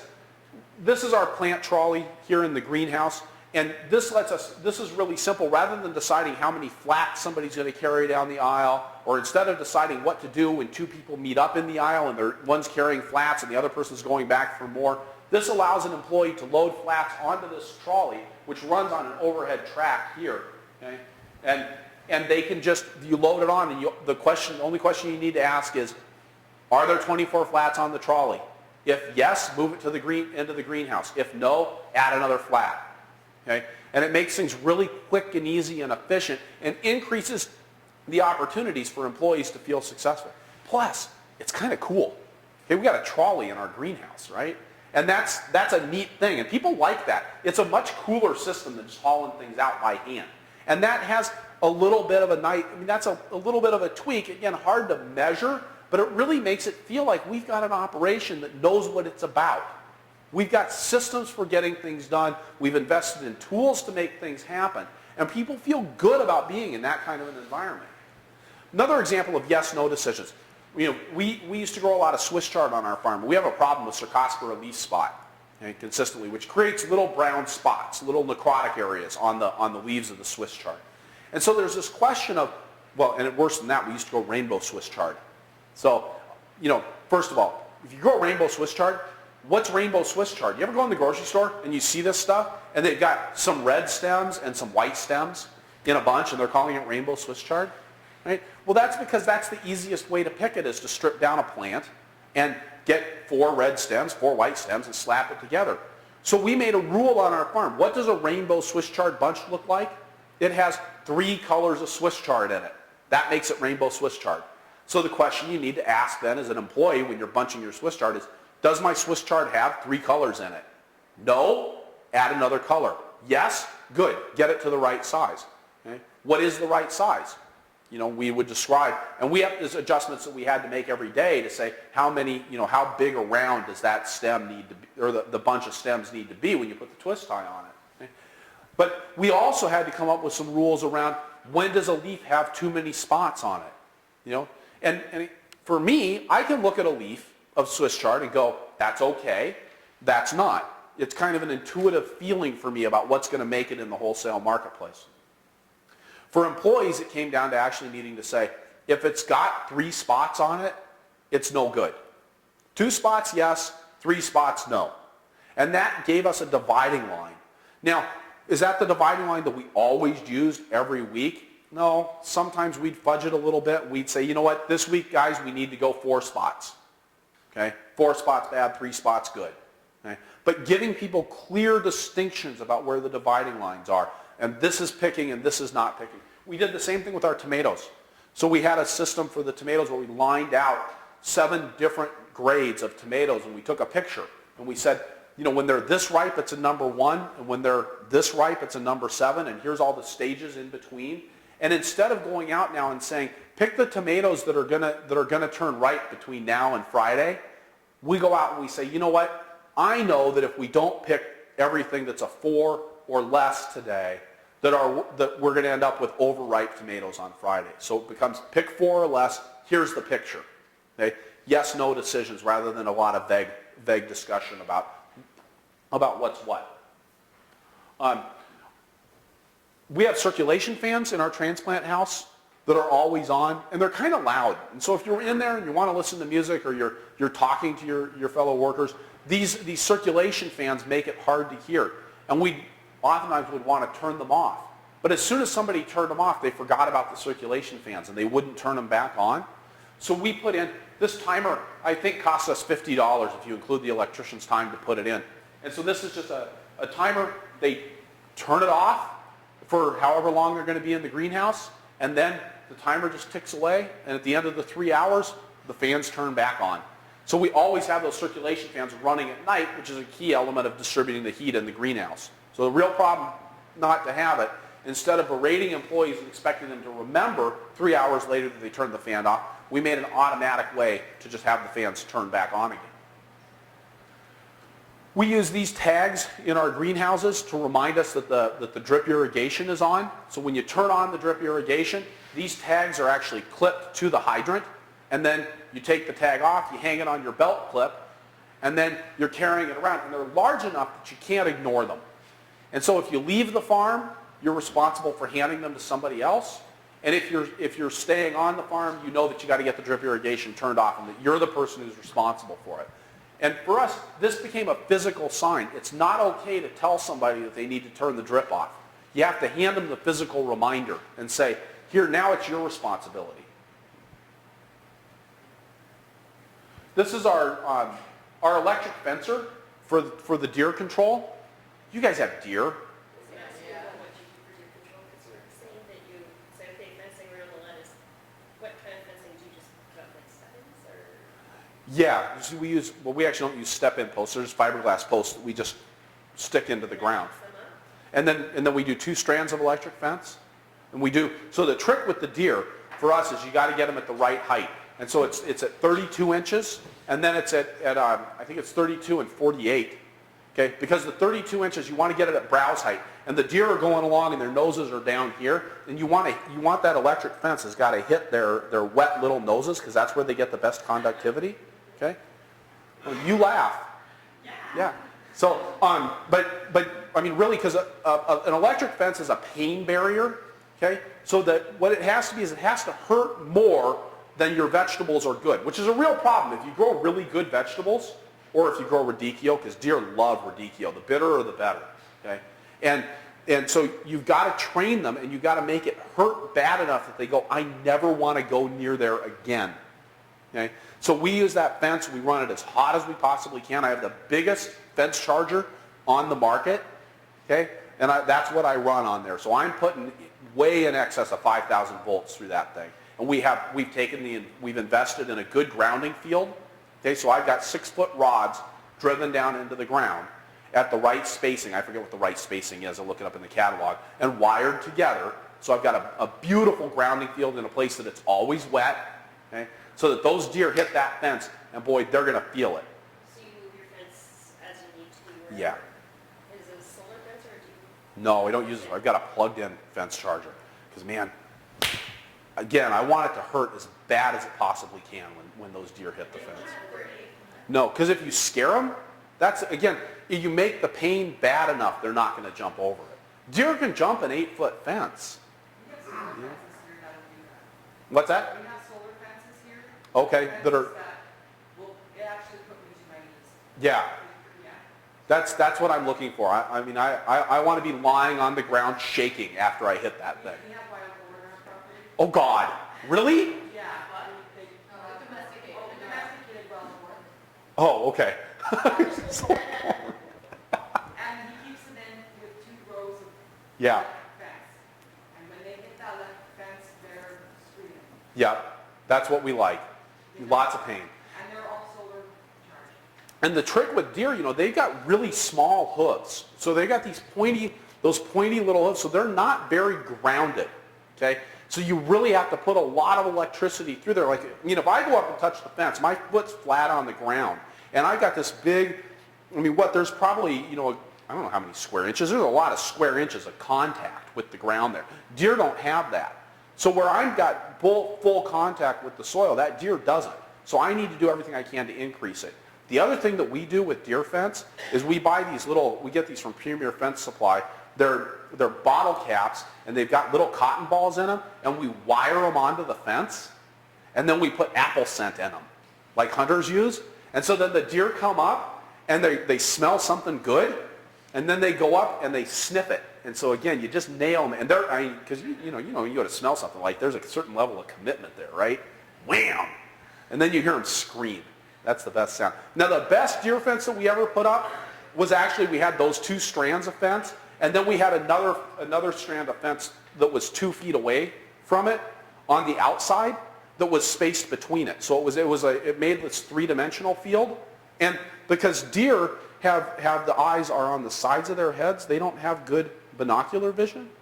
Okay? Because the deer's whole mode, right, is they're looking out the sides of their heads because they're watching for predators coming, right? They don't need to chase anything down, right? A wolf's got eyes on the front of his head because he's going to chase something down. He needs to know just how far away it is and how fast he's got to run so he can catch it before it gets into the woods. The deer don't have that, so they have really lousy depth perception. So when they walk up to a fence like that, and even I have trouble when I go up to the 3D deer fence, I'm like, whoa, you know, and the deer feel far worse about it. And they don't know how far they have to jump. They can't tell that. So it really confuses them. And you add that to some nice little apple scent on that outside strand of fence and a good charge going through there, and boy, you can create some hurting deer. Okay, one more question too. You've got your gardens are kind of all. Yeah. Do you put it around one little section, or would you do a large section of it? Well, it's easier to fence deer out of a large space than it is to fence them out of a small space. Okay? So, sometimes we put up deer fence around the whole perimeter of the farm, but it becomes a lot of maintenance to do. So we focus our deer fence attention on the places where we've got crops that the deer are interested in. My deer don't eat broccoli, so I don't worry about fencing, and I grow broccoli in those upper fields. They don't eat squash, so I don't worry about that. Melons, they don't bother the melons. What's that? My deer don't. See, you got to know what your deer are willing to do. My deer, they want the radicchio, and they want the romaine lettuce, and they want the beets. Yeah. Yeah, maybe you can plant radicchio for a lure crop, you know. Yeah. They're nice little... Yeah. But you got to fence them out of that. They're horrible. Deer are horrible, and the way we manage them is horrible. They're wood rats. That's what I call them. Yeah.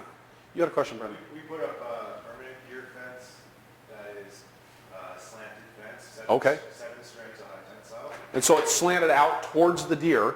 That's right. Yep. Away from the crop, and it's the top wire is only 65 inches, but it's the 7 high tensile wire. Right. And it runs on a DC fencer powered by a solar panel. Okay. It delivers, I think, 7,500 volts. Nice. And it's got a multi-ground rod system. And we put that fence up for $1.10 per linear foot. Okay. So, and we fenced it 6 acres. Nice. Had no problems. Great. And again, that's relying somewhat on that depth control issue. Now, it's obviously more space for them to jump over. How are you mowing underneath that? We graze the sheep. So Okay. we use a portable electric fence for the sheep, like a netting. Yep. So we can graze. I think last year we ran once to kind of get under that very bottom wire. Yeah. But the other 2 times that it required some cleanup, I just turned the sheet panel on the perimeter. Okay. Cleaned up both the inside and then from the outside. Okay. And then I was able to draw power off of that fence to run the electric netting. So Great. it gives a lot of flexibility for grazing animals, but, you know, it works really well. 65 inches is nothing for a deer to hop, but it's 65 inches over 7 feet. It's a 7-foot wide barrier. Right. So it's too far for them to go. And again, with that depth perception issue, You can't jump up and long Right. at the same time. And we've got lots of vegetables up there, and we've had no problems at all. and this is going to be more of an issue, again, as the food safety thing continues to be more and more of a concern. Keeping deer out of the field is going to become a major, a bigger concern, because they are carriers of just about everything that can make a person sick. So, now what we've done, so on our farm, when I've got employees there going in and out of the fences, I just want to turn the whole thing down. My deer aren't a problem when I've got employees working. So, but my fencers inside, what we did here, the labor-saving thing that we did, is to put the cutout switch on the outside. So if you want to turn off the fencer, you're turning it off outside. I can see this from my bedroom window. So I know if the fence is off. And this is right in the farmyard, so everybody can see that the fence is off, or they can see that it's on. And it's easy for somebody to catch that at the end of the day and go, I'm just going to walk over and turn the fence back on again. So the other thing, and this picture doesn't show it, is we've actually painted the inside of that handle, because this is on. So the handle's actually painted a different color on the other side, so that when it's off, you don't see the bright yellow. It's actually painted blue. So you see the blue instead. So again, just another quick visual indicator so you can see from a distance what's going on. Go. Go. We waited too long. That's what we get for getting distracted. Thank you. Now is it going to go? There it goes. Huh. Weird. Oh. God. You know that whole thing on the computer when you start clicking, when you get frustrated, and then all of a sudden, like 27 clicks happen? You got to be careful with the remote. So this is one from Angelic Organics. This is their poka-yoke for where you put the plant stakes. So now they're using wooden flats, but they stapled in. These are just electrical cable staples, and everybody knows exactly where the plant stake goes. When you get plants that are grown up, you put a little plant stake in there, and suddenly you can't see the plant stake, and you've got employees going into the greenhouse, or you, trying to search around, and which variety of broccoli is this? I know that I want all of the gypsy, I don't want the imperial, or I got to get the gypsy on the truck before I put the imperial on the truck, because we want them all together. So this just gives an easily, again, now the employees know where to find that, the farmer knows where to find that information. So creating, again, systems around that. Now we use plastic flats on our farm, so we don't have a way we don't nail something to the side of it, but what we do is we say that always goes in, the stake goes in the front right corner in the second cell from the right and the second cell from the front. So it's always in the same spot. So even though we might have to dig for it, you always know where it's going to be. It can be either on this corner or on this corner. Okay? Another automatic system that we put in is for our hand towels and our soap. Instead of having people make a decision about when the hand towels are empty, we put in this, we just taped a line on there. That's when the hand towels need to be refilled. So in the mornings when people come in, this is one of the things that they're just checking automatically to say, are the hand towels sufficient? Now, we scientifically determined exactly where this line should be, because this is precisely where these towels come in. You know, they're wrapped in paper. These are those what do they call them, trifold or W-fold towels. So you know the paper ones that come out the bottom. And so they come in packets. This is precisely the space when another packet will fit in at the top without needing to peel anything, without needing to take half a packet. So you never have a reason to be below exactly, you know, we're always going to be operating full or on the top 2/3 of the towel. And this much towel never gets used in a day. So that's our scientifically controlled limit for where those towels need to be. We were a little more arbitrary with the soap because that just gets filled out of a jug. So we're just going to talk about some, we're not just going to talk about, we're going to go talk about, this is the guy section here. We're going to talk about tools, okay? And we're just going to go through some of the different operations on the farm and some basic labor-saving tools that you can use. And I'm hoping that as we go through this, you might say, oh, that doesn't apply to what I'm doing, but kind of looking again for the principles of what's behind that, and I'll try to be getting at some of that as well. So in the high tunnel, now, I didn't catch your name. Henriette? Yeah, so we have drywall stilts. And we built a new house a few years ago, and the sheetrockers came in, and they were, they go through and they very carefully clean out everything. It's got to all be swept. If there's anything on the floor, they throw an absolute fit. And I'm like, I go and walk on my stilts in the tunnels all the time, around the weeds and around the strings and stuff. But the drywall stilts are a great way just to get us up to where we need to be for tying up tomatoes. Now, we grow our tomatoes on soil, so we don't have an ability to put carts and stuff in there, so this is how we get up to the right height. They take a little bit of training to get used to, but they're not that bad. It's actually pretty simple to walk on. They're a little scary, but the thing about stilts is like you're 3 times the badass when you're up on stilts that you are when you're down on the ground. The important thing that we always have to train the workers on when we teach them is whatever you do, don't grab the plants on the way down. If you start to fall, you got to tuck your arms in. Don't put your hands out, because then you'll break your wrist. So just, you can't tuck and roll either, because there's just too much leg. There's too much of this motion going on there. But you can hang on to the upper structures. Now, when we bought tunnels, we bought high tunnels that actually have the crossbars in them. So thinking about when you're investing in infrastructure too, what is it that you're going to want to grow in there, not just what's the cheapest thing you can get, so that you get the right pieces to the right pieces of equipment. So these crossbars, then we've laid rebar across the top of those, and that's what we're hanging our tomato trellising twines off of. And that twine, then of course, when I'm up on those stilts, I need an easy way to handle the twine. We use this tomato twine from Johnny's, and it comes in a box that then it's just self-feeding, but this box has a place to run your belt loop through. So your belt through a loop on that box. So you can hold it right up there against your pants and just carry it with you without having to use a hand to do that. Now here, I didn't have a belt on, so we just took a hank of rope and twisted that through the belt loop. Okay? Now we require employees on the farm to wear belt loops or belts. You can't come in your gym shorts, because we use a lot of tools that with carabiners that need to be able to clip on to whatever you're wearing. Okay? So that becomes kind of an employee management issue. And then this is for cutting the twine. We use these twine knives. These are really inexpensive, and it's a ring that fits on your finger. You get them in different sizes. So we keep a bunch of these around. They cost like $3 each. And then I like to wear mine on my pinky. Okay? And it's always with you. And because of the way it's curved, it's got, it's safe on the outside, and then this is the sharp edge here. But you can easily get that in and just cut that twine without having to unfold the knife or be carrying a sharp blade around up in the air.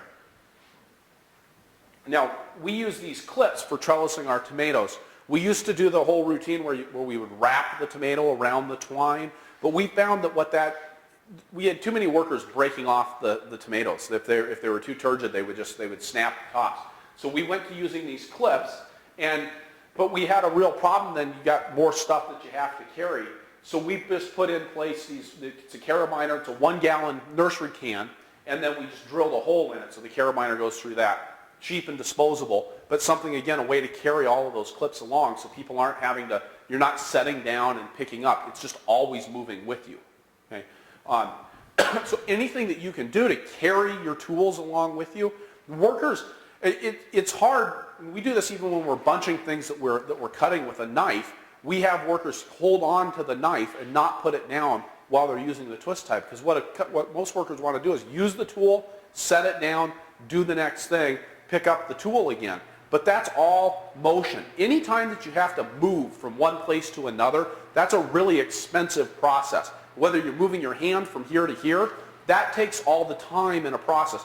Twisting a twist tie doesn't take any time. Picking up a knife actually is an inefficient undertaking. So training people how to carry their tools with them and giving them a way to carry their tools along with them. We found that nail belts, those nail belts. Oh, yeah. Hardware stores, Yep. work really well in the greenhouse because you can put all your clips, all your knives, all your everything, and it's tied to. And so you guys just use the cheap canvas ones? Use the cheap canvas when they get dirty, you can wash them Or you throw them out? Right. Nice. So, seeding and transplanting, I mean, there's the idea that obviously if you've got efficient equipment for doing stuff, and if you've got tractor-mounted seeders, that's going to make seeding more efficient. You get it done faster than you could if you had to hand push a seeder. But there's also the consideration of getting accuracy and saving labor at the next step. Doing a really good job of seeding can actually save labor down the road. So we grow a lot of root crops on our farms, and the way to get consistent root size is to have consistent seed spacing. And if you seed things too thickly, you end up with small roots. And if you seed things too far apart, you end up wasting space and not maximizing yield. Sometimes you end up with stuff that's too big. A rutabaga that's given enough room to grow, you can end up with a 25-pound rutabaga. And that won't fit in the 25-pound roots box because it's round and the box is square, and nobody's going to buy it anyways. So we invested in these Stanhay belt seeders. Now there's a variety of different precision seeders out there on the market.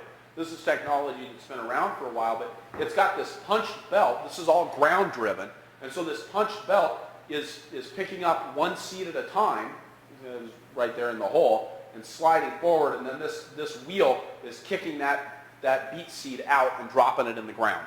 Okay? So we use this with pelletized carrot seeds, which cost us a little bit more, but they're worth it. But this will actually put down exactly the number of seeds that you want. Now it's expensive. These belts, you got to have the belts punched to fit the seeds that you're using. Okay? So we have a belt for beets. We have belts for large beets and for small beets. We have belts for carrots, belts for rutabagas, belts for turnips, different size turnip seeds even. But having these belts makes sure that we never have to thin a carrot. Okay? So we never thin any of our crops. And any money that you have to pay for something like pelletized seeds so that you don't have to thin is going to be money well spent, because there's no way that you can thin and be cost effective about it. The Planet Junior seeder, I really like this one. This is our all-purpose seeder on the farm. And this is just this is classic Jethro Tull technology here. It opens up a furrow on the bottom, and then the seed is just dribbling out through these variously sized holes. And so calibrating this correctly so that you're getting the right number of seeds per foot.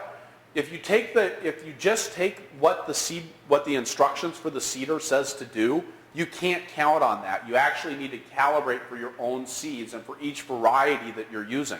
So for our calibration on this, ideally we do this in the wintertime, but basically we know how far around the wheel is. Okay, it's actually, the wheel on this I think is 4 feet. And you spin that wheel one full time at about the pace that you'd be driving or walking, and count how many seeds come out in those 4 feet, and then you can calculate how many seeds per foot you're getting. And then you adjust to the next hole size and see what you get then. Okay? But that right number of seeds per foot is a really important figure to have. Now we used hand push seeders for years and years and years on our farm, and they worked fine, but they're really variable in terms of getting things precisely spaced.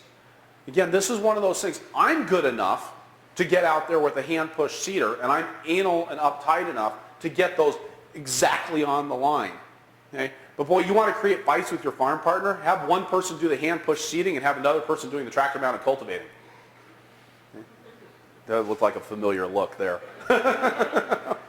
Okay, so we moved away from the hand push seeders and went to tractor mounted seeders. Now, I guess part of the point of this is that Stanhay belt seeder. Okay, the one that I showed you first. Very high dollar seeder, but we were able to get a hand push model that was appropriate to the scale that we were operating on.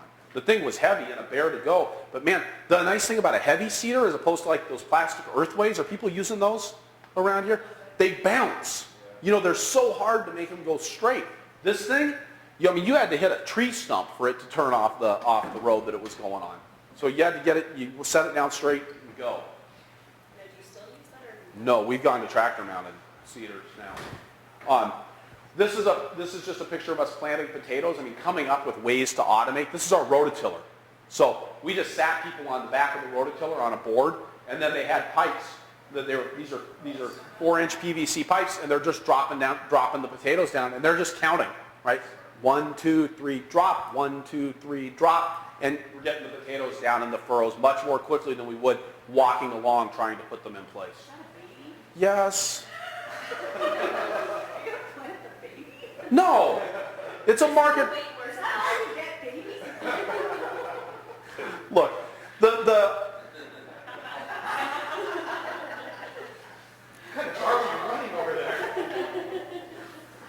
I was sitting around with a bunch of other market farmers one night, and we were all talking about all the things that we went through when we were starting up our market farms. And it really turned into this competition about I'll see you're messed up and I'll raise you one.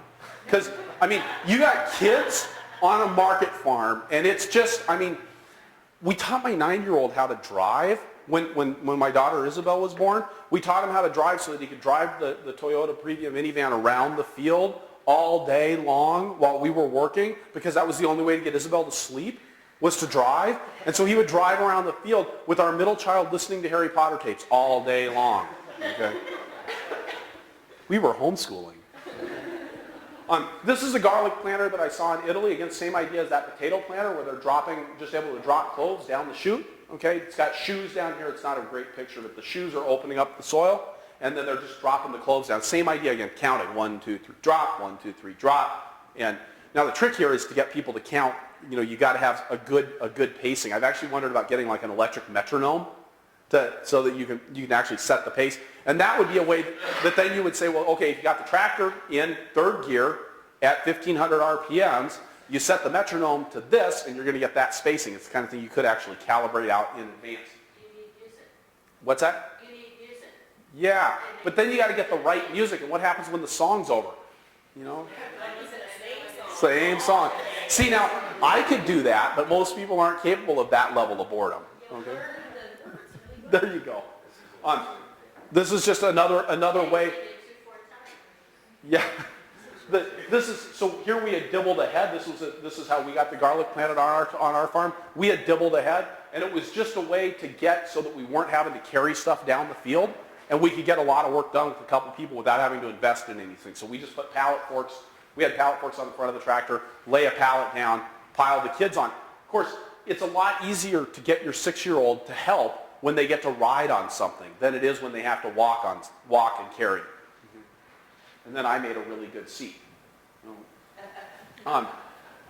For transplant production, this is how. So we use cheap plastic flats on our farm. We used to use soil blocks, but soil blocks are kind of a high skill thing, and so we went to something that was easy. Anybody can fill a flat. Okay, so I want people to just be able to fill the flats. But you know, we say anybody can fill a flat. I've seen a lot of flat filling go way wrong. So having a good system for getting that done. So what we did here is this table. Okay, this is our filling station. So we get our soil, comes in these big 2-yard totes over here. We get them in a big sling because it's a lot cheaper than buying it bagged. So we shovel out of the sling and we throw the soil up here. And if you throw it up against those boards, it breaks up any of the chunks. Okay, so you're not having somebody having to get in there and try to break it up. And then we pull the soil down into the flat. Okay, and then we've actually had to develop a technique. I mean, again, figuring out how do you get a flat filled correctly. So for us, what we found is you're pulling the soil into the flat, and then you pick the flat up and you drop it once, and then you pull more soil into the flat. So you're just piling a big mound on top of it and then taking a board and scraping the stuff off to the right, scraping it off to the left. If you start at one end, you tend not to get everything full. Okay? So it's making sure that everything's nice and even and all those cells are evenly full. Otherwise, you're going to get really uneven growth, which you don't want out in the field.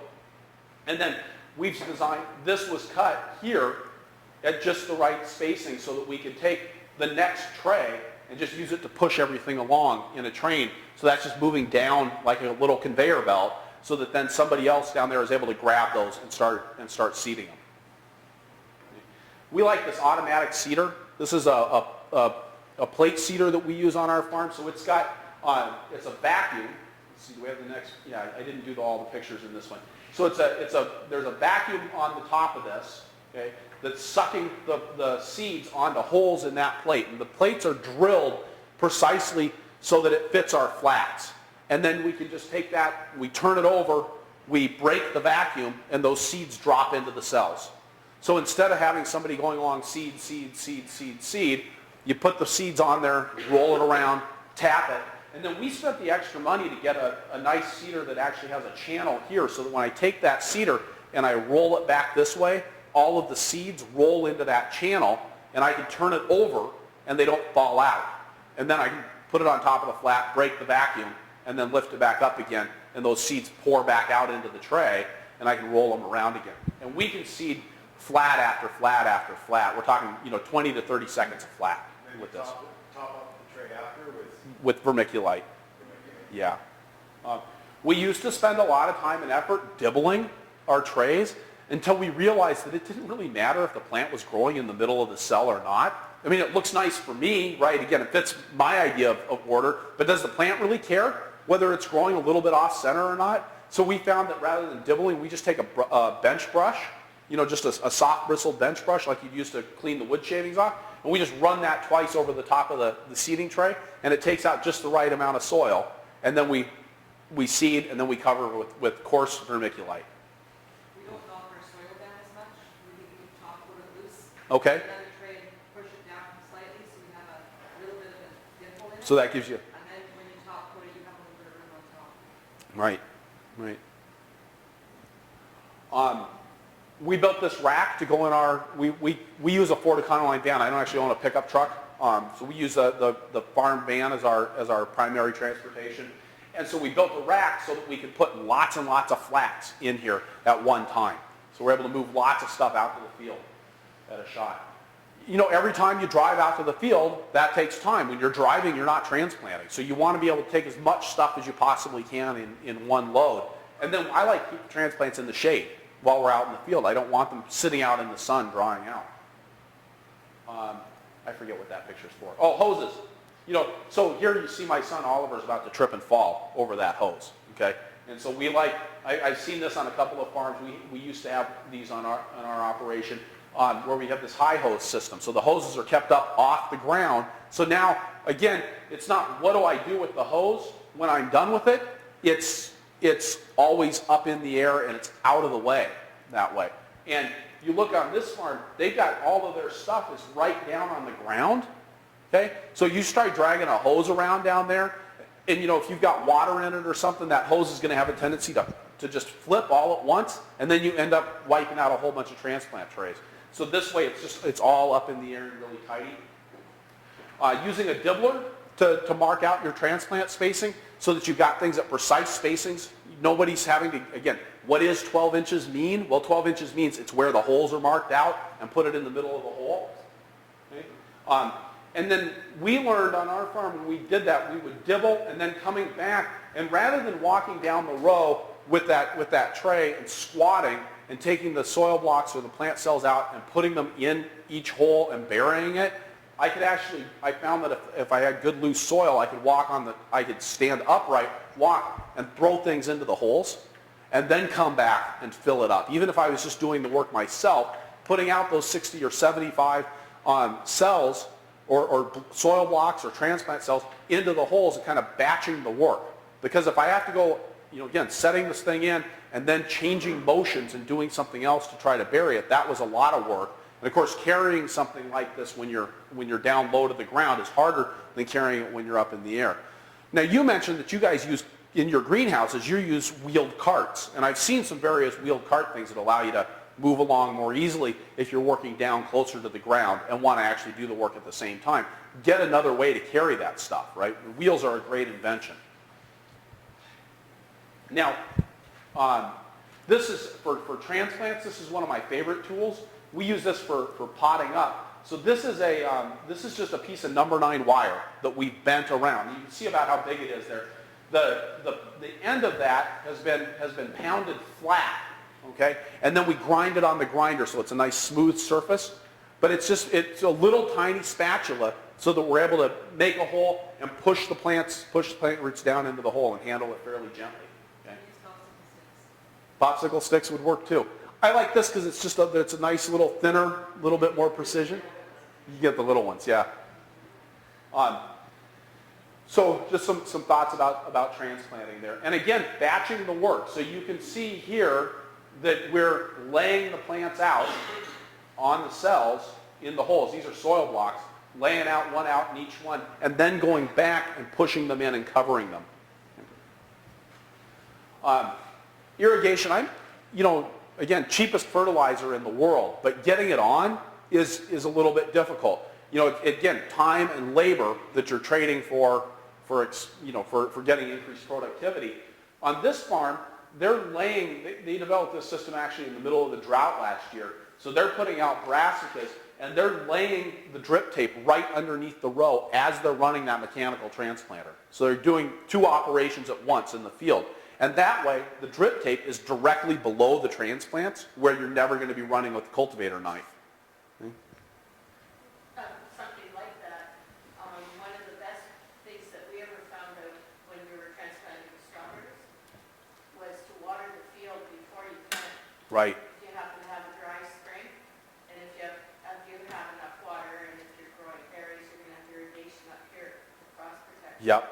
But instead of trying to water the transplant in, Yep. and then having this dry field, and then trying to get the moisture up, we get the moisture up before we even start. Having a dry soils take a lot of work to get them wet. Now, the standard guideline for vegetable production, you'll hear a lot, is 1 inch of water per week. Okay, but that's only if you're growing relatively young plants and going for maintenance. You can get 2 inches or 3 inches of water on in a week. A lot of times you can double your production. And I talked to a grower this winter who claimed that they were growing 70 bushel green beans. I forget if they were talking about whether it was a row or whether it was a whole. I don't think it would have been an acre for that many green beans. But anyways, they were getting 70 bushel green beans. They decided to do a better job of managing their irrigation on those green beans. They doubled their production the first year. And they said, well, if we got that much production from doing a better job, what if we absolutely optimized everything about our irrigation management on that crop? They tripled their numbers over what they were doing from the previous year when they were growing unirrigated beans. And this wasn't in a drought year. Did you guys get hit by the drought up here last year? Didn't reach up here. Okay. Yeah. Actually, we did have really dry weather, and we had rain. In August. We had rain in May. Yep. And like a flood. And then we had dry. Yeah, I saw a lot of growers last year who simply weren't getting enough water on their fields. Even people that had the capacity to get enough water on their fields who simply weren't doing it. They didn't know how much water needed to be applied. Or they didn't have the tools that they needed to apply it efficiently. One of the things with drip tape, if you're doing it on top of the soil, is that it has a tendency to expand and contract, because you put cold water into it, and that's going to cause it to shrink, and then then the water warms up. So we take these big rubber bands, and we were zip tying them to the end of the drip tape and then tying them to stakes. And that keeps everything nice and straight. Again, we had to remove it. You have to remove the drip tape when you send a hoeing crew in. Okay? I can hoe around drip tape, but I've never met anybody else who can. So we always take it out of the field for that. But this was a way to just keep it nice and straight in between hoeings.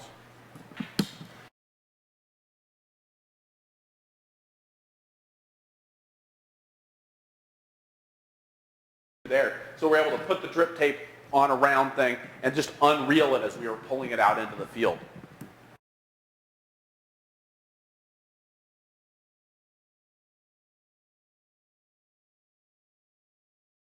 And then hoe, and then move it back into the row. So we're not rolling it back up again and rolling it out. We're just picking it up at each end and moving it out of the bed. That's kind of labor intensive. It's the thing I hate about drip tape. But what are you going to do? I mean, if you have enough water to overhead irrigate, you can do that. But on my farm, we don't have enough water to overhead irrigate everything that I want to do. So then I'm pumping out of the creek. Well, if I'm trying to do that with my fresh herb production, that's a food safety hazard because I got cows upstream. So it's a juggling act. It's a balancing, figuring out what's the least bad option. Irrigation is a bad option anyway, so it's just a matter of figuring out what's the least bad option for irrigating. Just another roller. This is actually one that was made for laying out plastic or landscape fabric in beds in a greenhouse, but you could use this for drip tape as well, just built out of PVC. Weed control, weed control is where I see more small farms and large, well, I shouldn't say small farms, more vegetable farms fail because of weed control than because of anything else that I see. Okay? And it's a real challenge, and we focus on our farm on managing weeds from day one. Okay? So when we're plowing, we do all of our deep tillage with this yeoman's plow, which goes really deep. It's 18 inches down in the soil, and it's got the shoes are shaped. So this is a 3-shank plow. I'm pulling that with a 70 horsepower tractor. I can pull it with a 50. Okay, so it's made for a low horsepower deep tillage. It's lifting up the soil and just dropping it down into place. So I'm loosening and I'm fracturing and doing all the other things that you want to do when you're tilling the soil, but I'm not turning things over. I'm not bringing new weed seeds up to the surface. Okay? It's a fluffer, yeah. And then we go through with the rototiller. This rototiller has a roller on the back of it that's for depth control. So we're able to very precisely control the depth on that. And we only till 3 inches deep. So again, we're making a nice seed bed. We're establishing a good place for the plants to grow, but we're not bringing up tons of new weed seeds every year. And over a period of a few years, we can really pull down the amount of weed seeds that are germinating if we don't let anything else go to seed. So thinking about your tillage practices as a way to reduce your weed seed bank and to avoid introducing new weed seeds. Now, we really like tractor-mounted cultivation on our farm because it's easy to cover a lot of acres really fast. This is an Alice Chalmers G that we had rented. So the engine's on the back on this tractor. And so you're able to look down and you can see, we have this set up for cultivating 4 rows under the bed, or under the tractor. And so you're able to look down and see all 4 of those rows right as you're steering along. Okay. Now we use a Kubota cultivating tractor, so you see how the body is offset on this? I can look down and I can see the row off to the left. If there was a center row here, I could see that as well. Because see, the seat's offset to one side, the engine's set off to the other. I can't see this row, but because I'm using a tractor-mounted seeder, or if I was just using a row marker to put those out, a row marker, not one that's falling off the arm of the seeder, but one that's actually mounted on the tractor, so I've got precise spacing. I don't even need to see this row. I know what's going on over there because I know what's going on over here. Okay. Now, again, tractor-mounted seeders can be a big important part of that, or at least having a way to mark things from the tractor. Right? So this is just on a 3-point hitch. These are just those Planet Junior seeders that we picked up. You can find these used usually for about $450 a row. Sometimes you can get them quite a bit cheaper than that. Now, this is a transplanter.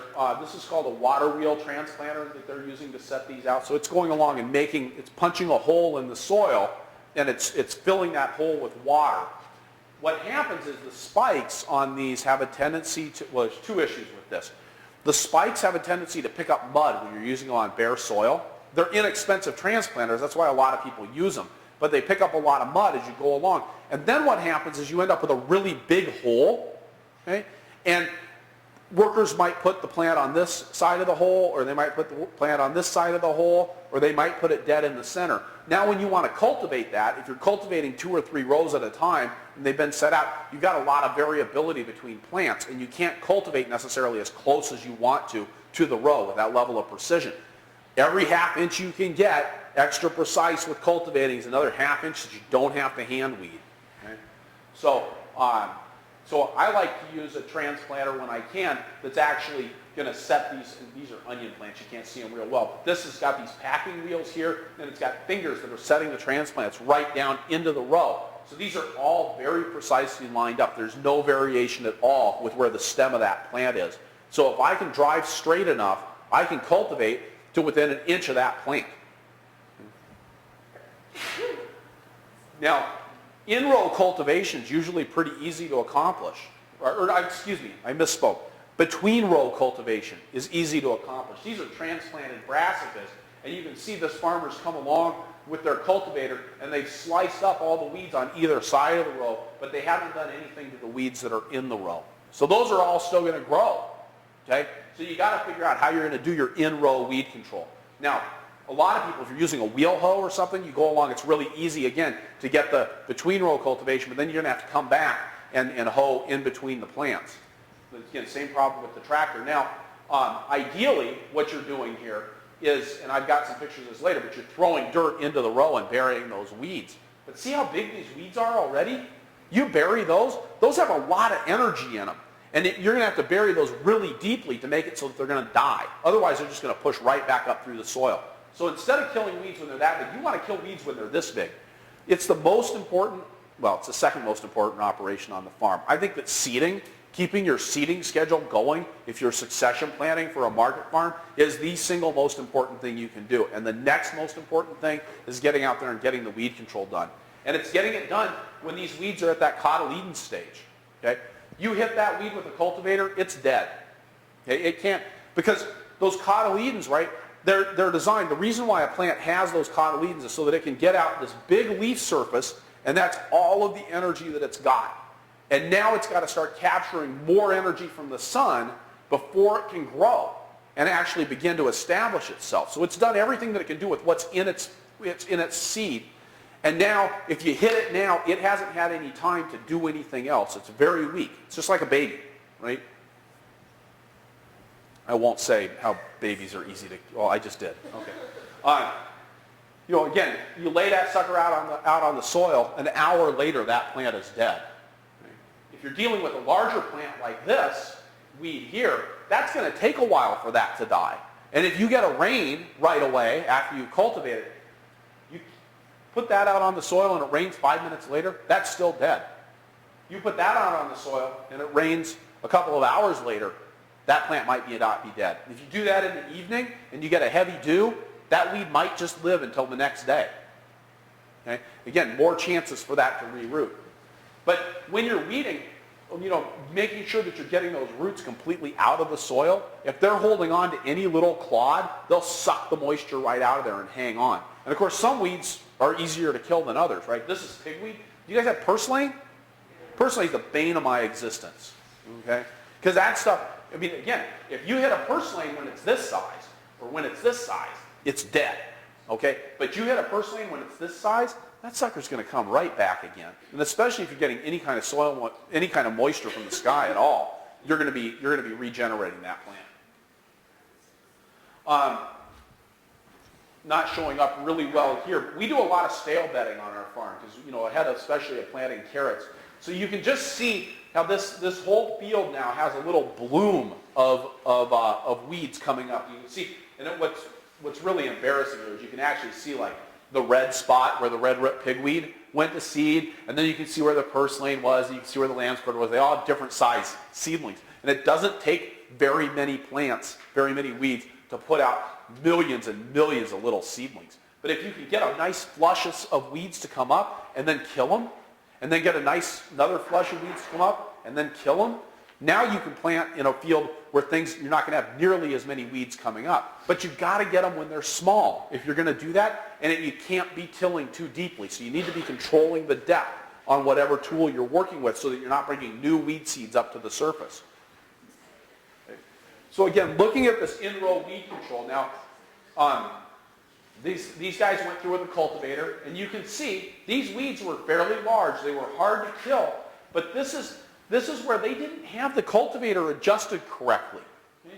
So you've got all of these weeds along in these wheel tracks that never got killed. You've got weeds that have survived in the, you know, between the rows that should have been hit and should have been done, but they aren't because things weren't adjusted right. And then what happens? You've got this.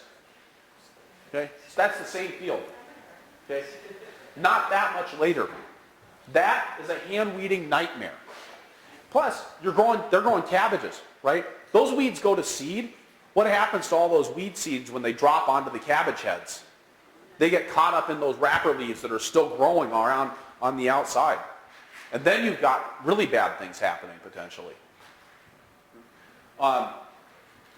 these guys use a scatter shoe for seeding, which a lot of people promote for seeding in bands. The Johnny's catalog is really big on the idea of seeding in bands. You can't do that unless you've already established good weed control in your field. If you got a heavy weed seed load, now you got a 2-inch band of salad mix that you're trying to get the weeds out of, and that's guaranteed to be hand weeding. And hand weeding is expensive, and it's not any fun at all. Okay? So trying to seed things in narrow rows until you get stuff established. Does anybody here do salad greens? Do you do it? I mean, that pinpoint seeder that Elliot Coleman likes so much, you know, you use that, and if you don't have good weed control before you use it, you get a patch of weeds and a patch of salad greens, and you're going to be out there plucking weeds by hand. And it's a lot of work. And you build up the seedlings while you're weeding it out. Right.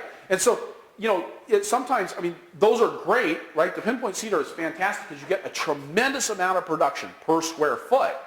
But per dollar's worth of labor, your production is actually really low. And a lot of salad growers have found that their weak link is not in how much time it takes to harvest or in how many pounds per square foot they're getting. It's in the weed control and the amount of labor that they're having to put into that, both pre-harvest and then post-harvest for picking the weeds out of the harvested crop. Now, I really like the basket weeder for a tool. This is a couple things that I like about this. You don't have to adjust it. These baskets are a set distance apart, okay? And the way this works is this front row of baskets is driving the back row. So this has a larger gear on it here, a large sprocket, and then this has a small sprocket on it. So as you're going along, these baskets in the back are turning twice as fast as the ones in the front. And it's rooster-tailing the dirt out behind. And you can see that it's breaking up the dirt really well. The nice thing here is I'm cultivating, these are radishes that came up 2 days ago. Okay? And I'm in there, and because I'm not moving dirt from side to side, I'm able to get in really close and get those weeds when they're just real tiny, even though the radishes are just barely up. Really great for slow germinating crops. Because slow germinating crops tend to be smaller and they tend to be weaker when they come up. You know, radishes, right? A radish comes out of the ground in 3 days. Boom, it's up. 4 days, it's this big. 5 days, it's this big. And 6 days, it's this big. A carrot comes out of the ground 7 days after you seed it, and it's this big. And then it's this big, and then it's this big, and then it's this big. So getting in there and being able to cultivate those carrots without moving a lot of dirt from side to side and accidentally burying the plants is really important. Especially if you have kind of somewhat cloddy soils. If you have any clay at all in your soils, being able to use this basket weeder is really nice. Are the baskets tough? Do they keep? The actual baskets themselves? Oh, yeah. Say clay soil, it's oftentimes kind of hard. They'll break up the clay soil. Yeah. Yeah. Especially if you've got a tractor that's got down pressure on it. Okay, so you can actually push it down. If you've got really compacted soil, like you get a lot of crusting on top of your soil and really thick crust, it can be hard to get it down in there. But if your tractor has a way to actually push down on it, I've actually been known to stand on it while I was steering to get enough down pressure on it because my tractor doesn't have down pressure. That's kind of sketchy, but That's not rear mounted though, right? no, this is a belly mounted. So again, belly mounting your weed control equipment means that you can look right down at it. Now, this Kubota tractor that I've got, I think it was a $6,000 tractor, but it was one of the best investments we ever made. It's a diesel. You can throttle it down and go really slowly, and I haven't had to replace any parts on it at all. So the baskets come, they're at a set distance when you call and order these. So the company that makes these is called Budding, B-U-D-D-I-N-G-H, Budding Basket Weeder. So they come at a set distance apart. Ours are 3 inches. And if I go at the right speed and the right depth, I can actually kind of boil the soil up around the plants. And so if I've got a carrot that's gotten down, it's got its radicle down into the soil, and I can come along with that budding weeder and I can kind of stir up some of the soil in the row using the basket weeder, that'll actually kill those little tiny weeds. Okay?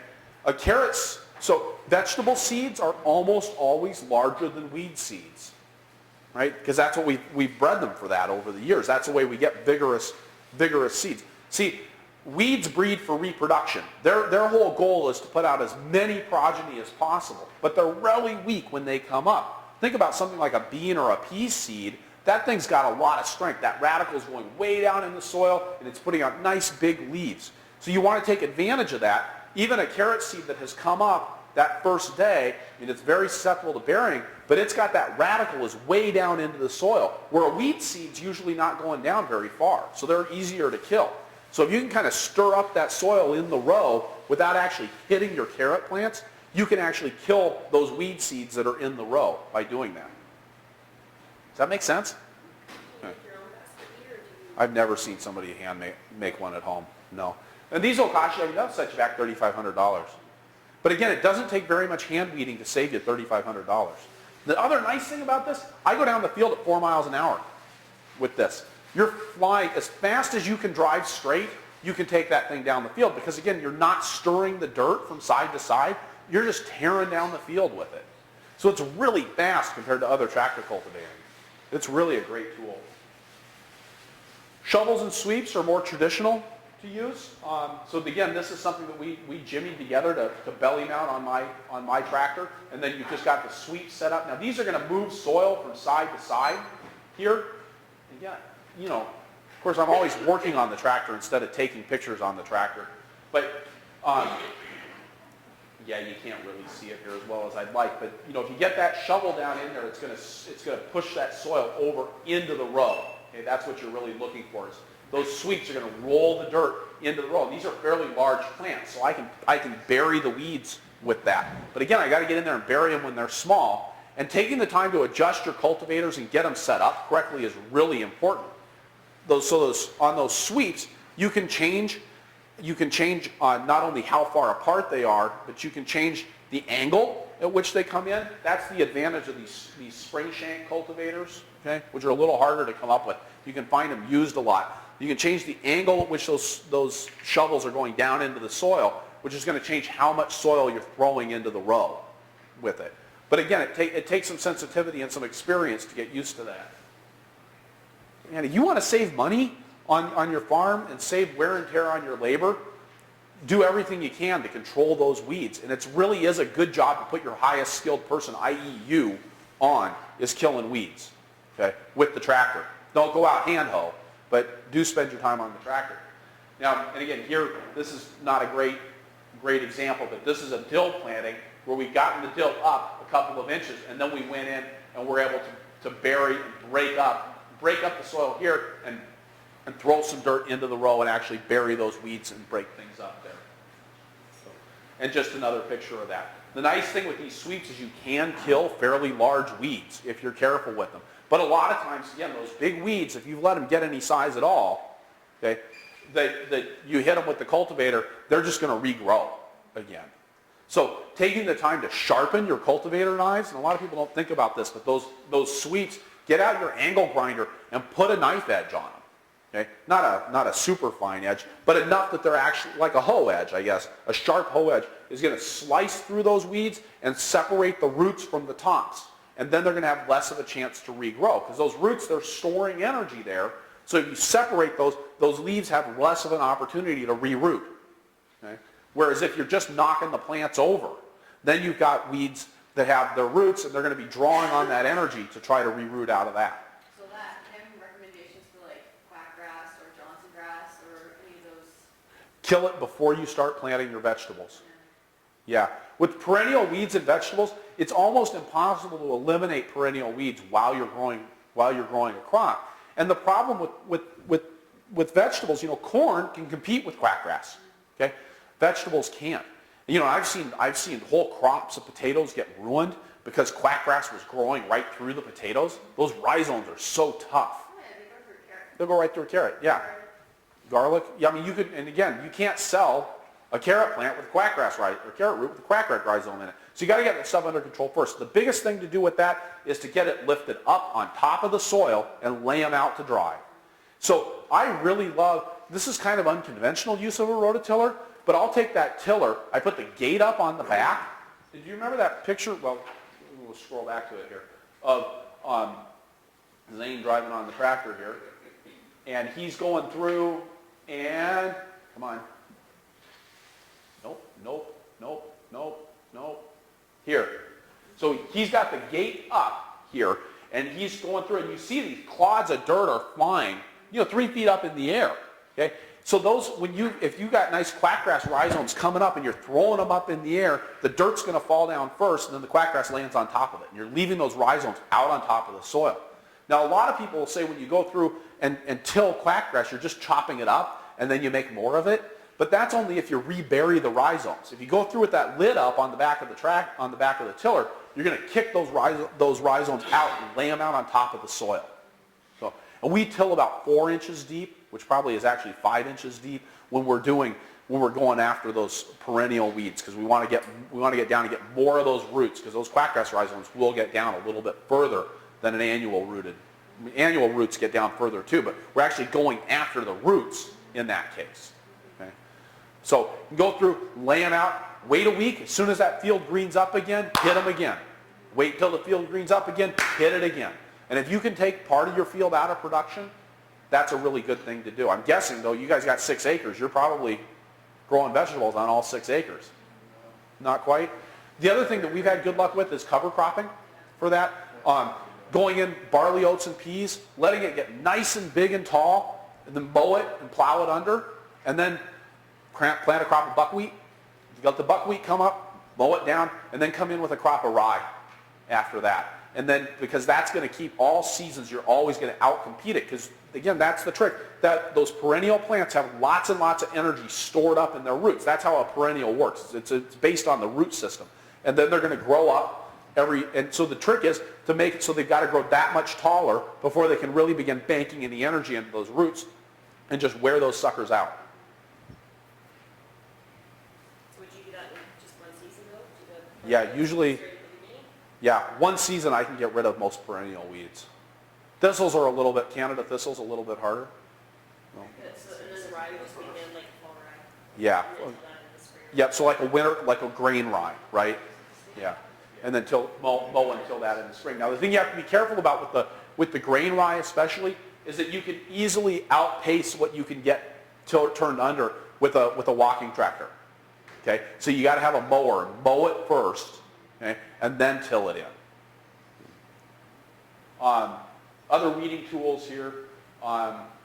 This is just another cultivating tool. This is, so, and again, I'm sorry that it's just a little bit bright in here to see this, but this is all hanging on a toolbar, and there are these discs here that are designed so they're going to throw the dirt into the row right as they're going down the row. They're very small discs, precisely turn them so that it's just going to move a little bit of soil into the row.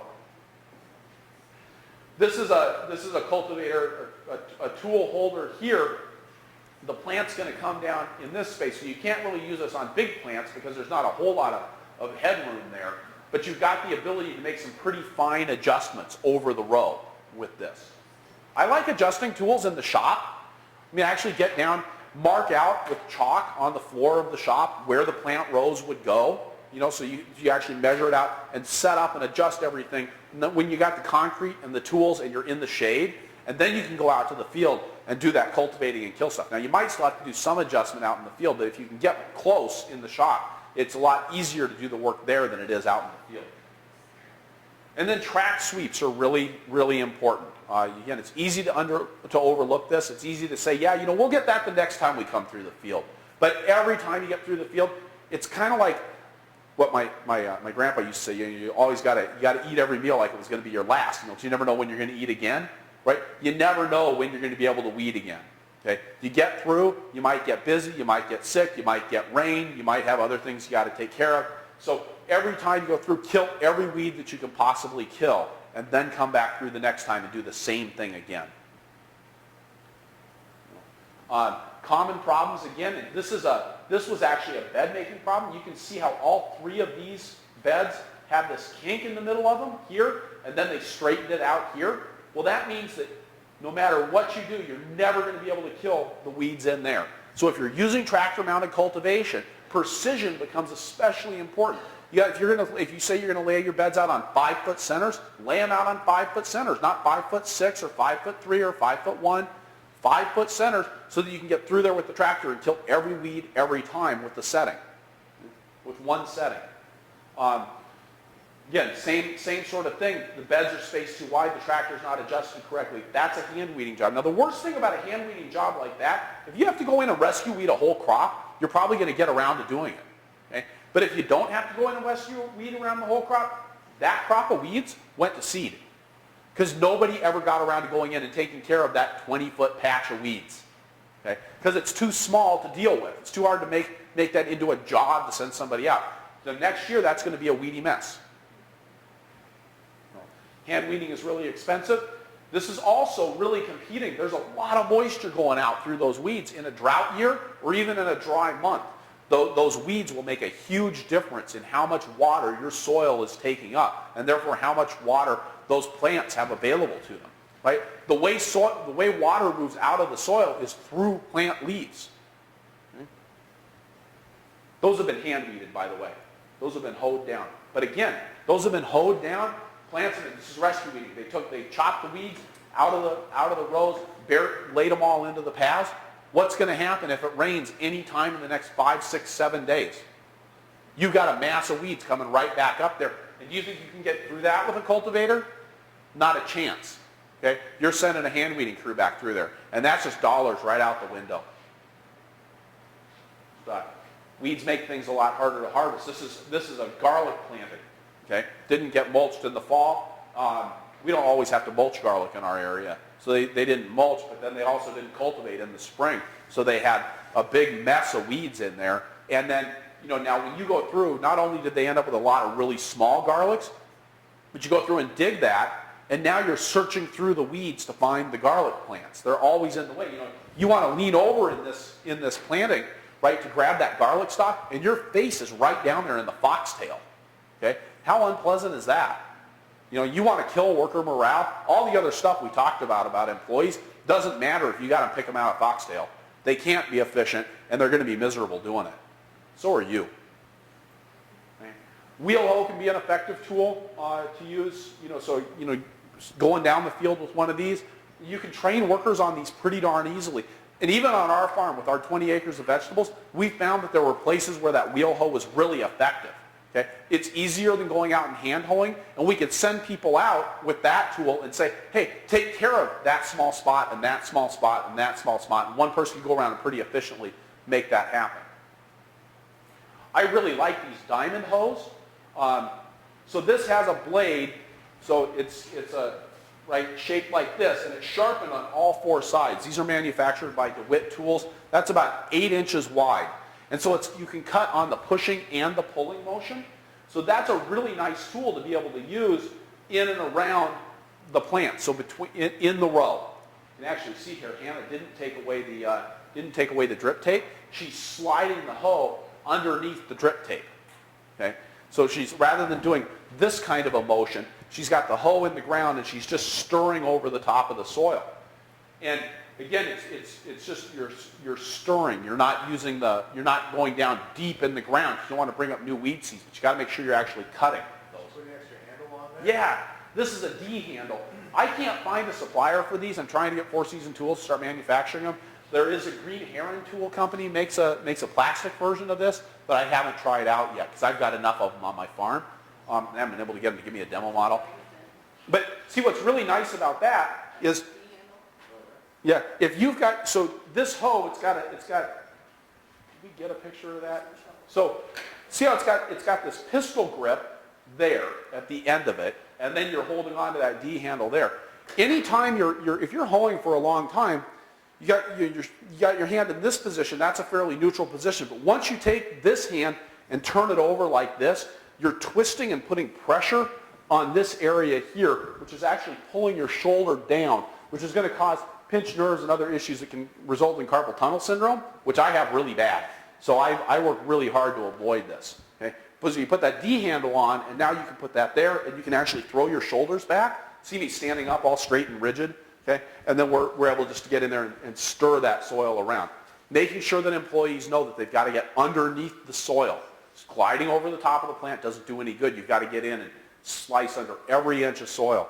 And again, the other thing there is, just because you don't see a weed doesn't mean there isn't a weed there. Those little weed seedlings, before they germinate, or as they've germinated, before they come out of the ground, you hit them with that hoe, they're dead. But you leave them there because you didn't see anything, so then you've got a problem. So we say we're going to do between the row weed control, between transplants especially, or in the row weed control, excuse me, between transplants especially, we're going to actually stir every inch of soil around those transplants in that row.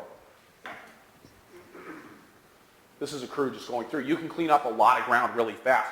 The other nice thing about this diamond hoe is see how, I mean, Andy's actually working over in the row opposite him.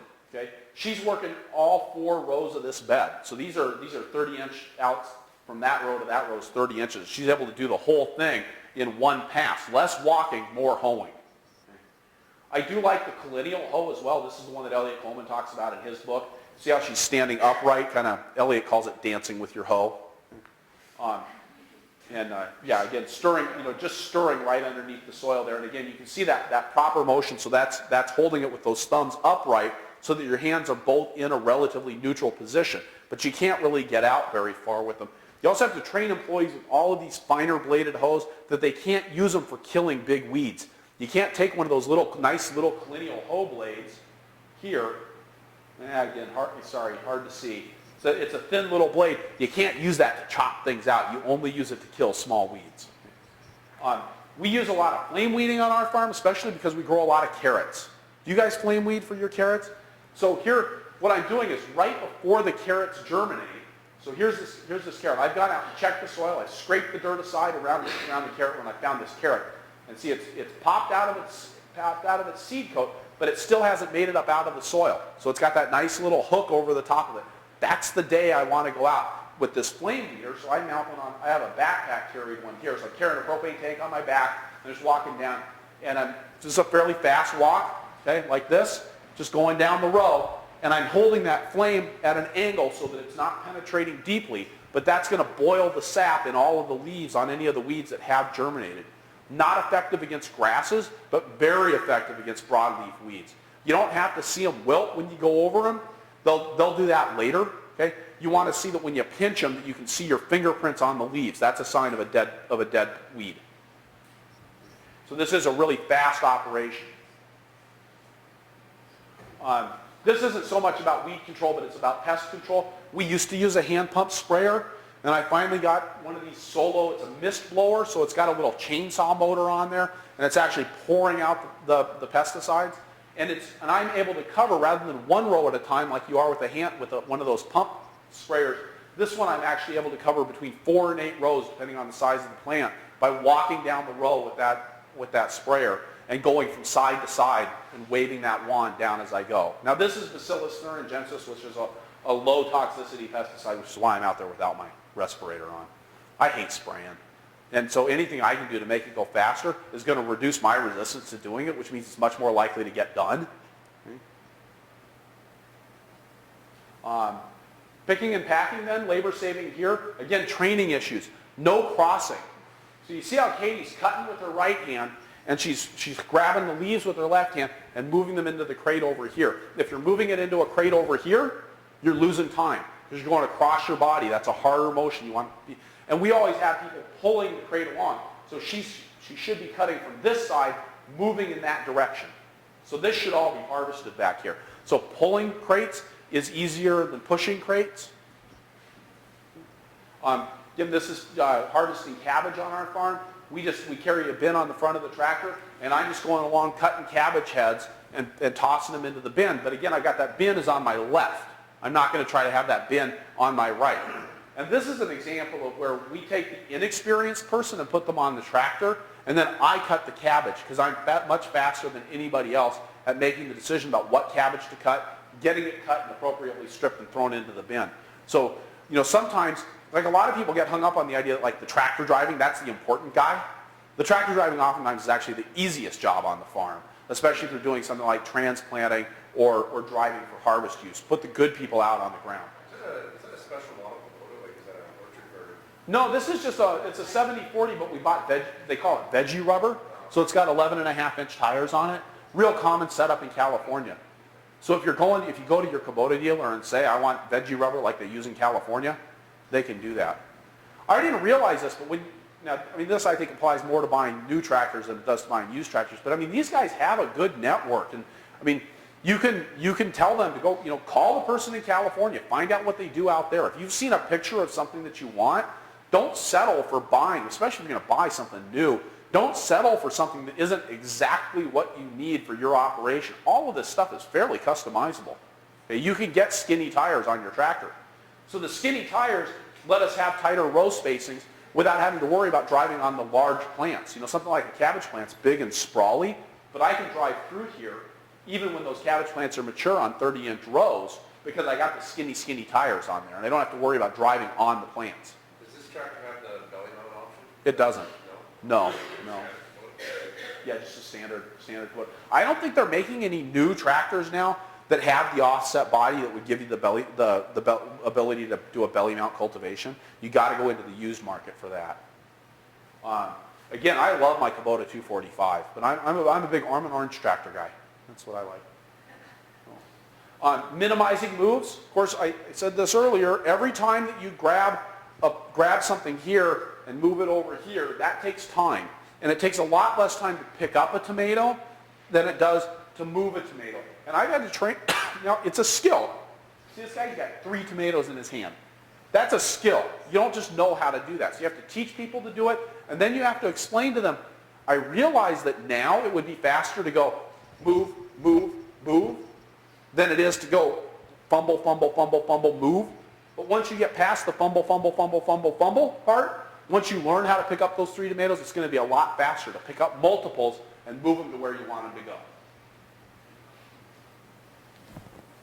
Again, roller track helps to minimize moves. For us when we're packing CSA boxes, put a box on at one end, the next box is just pushing the first box, and they're just pushing on down that roller track, not having to pick stuff up.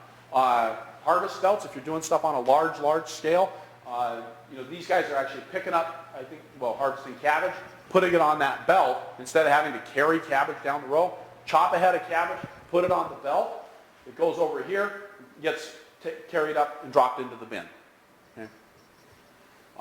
These guys are using it for broccoli.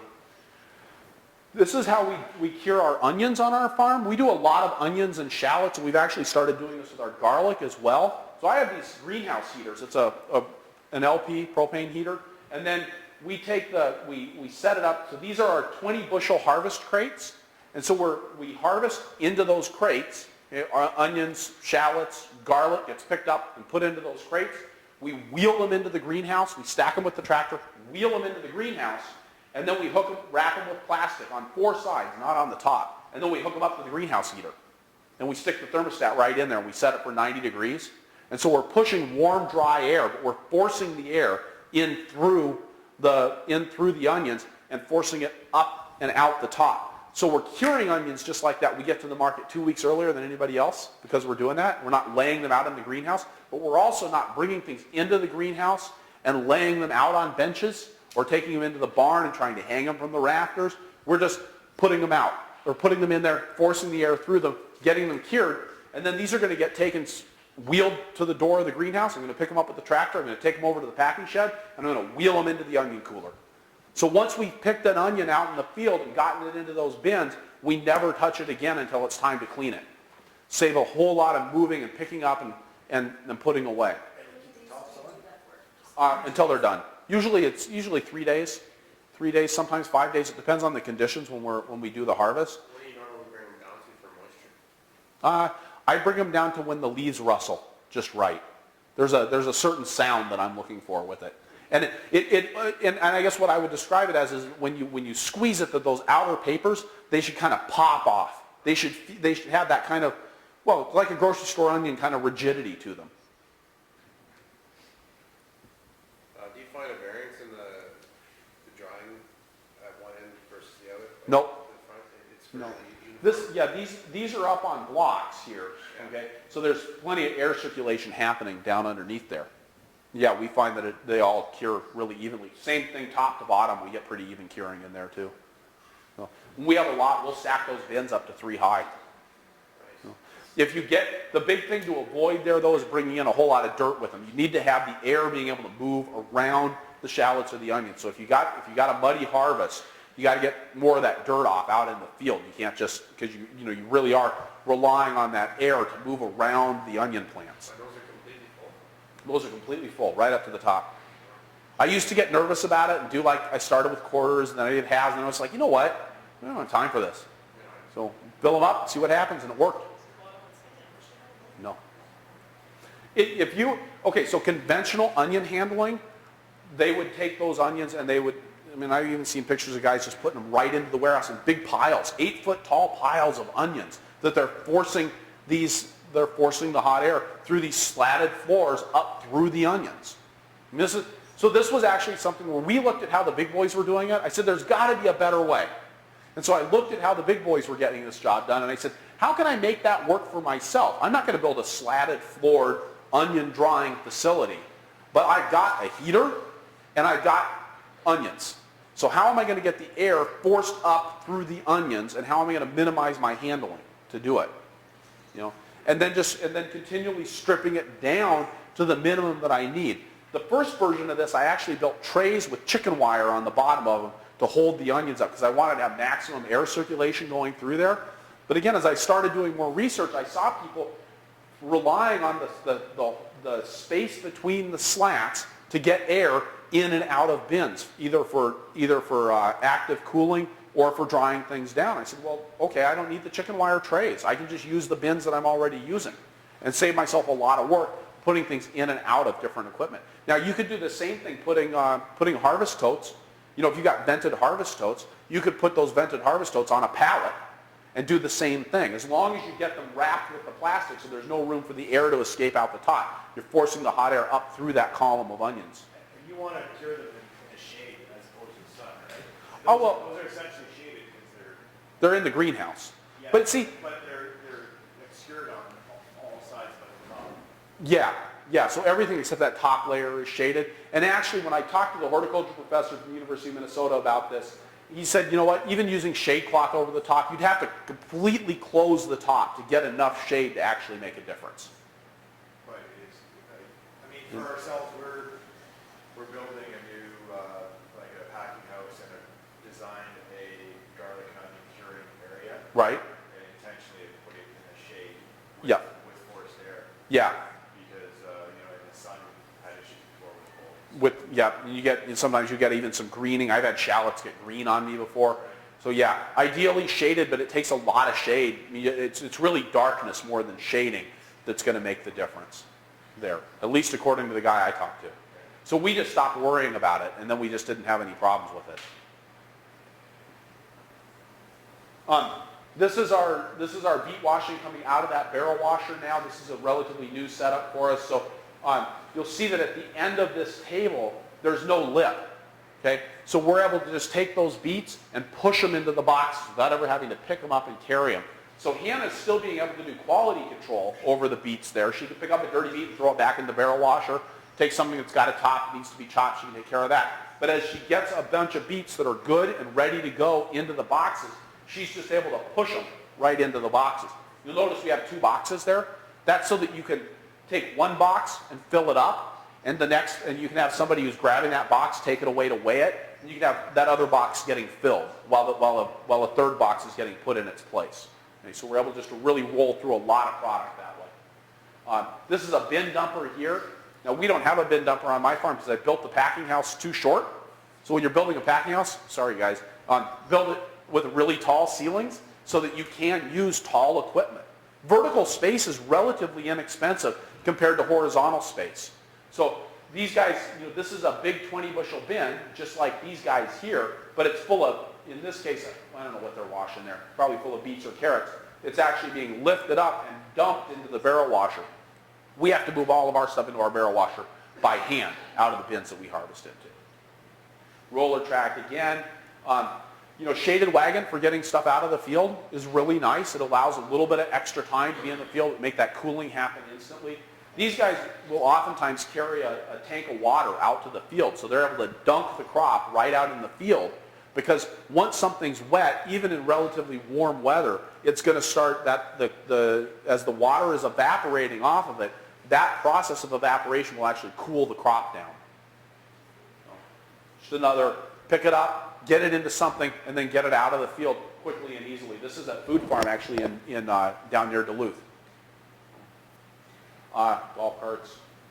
I like this. This is a harvest cart at Dan Gunther's Common Harvest Farm. He built this out of aluminum. Again, you know, it's got a handle in the back, but it's sized to fit the trays that he needs to get out of the field. And now it's got the rails on it so that he can stack multiples up without having to worry about stuff falling off to the side. And then making sure you take time to set up your work area, I think, is really important. Keeping your tools sharp. These kinds of sharpeners are fantastic because they're inexpensive and they take no skill to use. And I don't care how long an $8 harvest knife lasts, okay? And you can sharpen, I would much rather have people over sharpening those knives. Now you take my nice Hinkle that I have in the kitchen, I don't want to over sharpen that. But this thing is essentially a disposable knife. I want that thing to be razor sharp all the time. And sharp tools make such a difference in the speed of harvest. My rule is, if you can feel yourself cutting yourself, the tool's too dull, okay? This is our asparagus knives. These things are about like this big, okay? And when we go through to harvest the asparagus, we're able to bend down, we grab the top of the asparagus spear, and because that knife is so long, we just stab it down into the soil. So we don't have to bend over nearly as far to harvest our asparagus. So you pick asparagus, and you're grabbing several spears, and you grab a spear, knife it, grab another spear, knife it, and then you're able to take several of those and lay them down in your tote. And we're actually dragging our totes behind us. They're attached to by a string to our belts, and so we're actually pulling that harvest tote through the field and laying the asparagus down in that tote.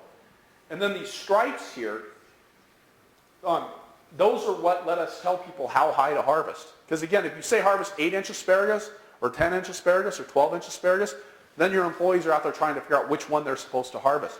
So we got the stripes right on the knives. Now we just tell people, are we harvesting blues, reds, or whites today? How much do I think it's going to grow before the next time we go out to harvest? Okay? And then, and notice how we didn't, again, that measurement is right in line. All you have to do is set that tool next to the asparagus spear. If it's the right height, cut it.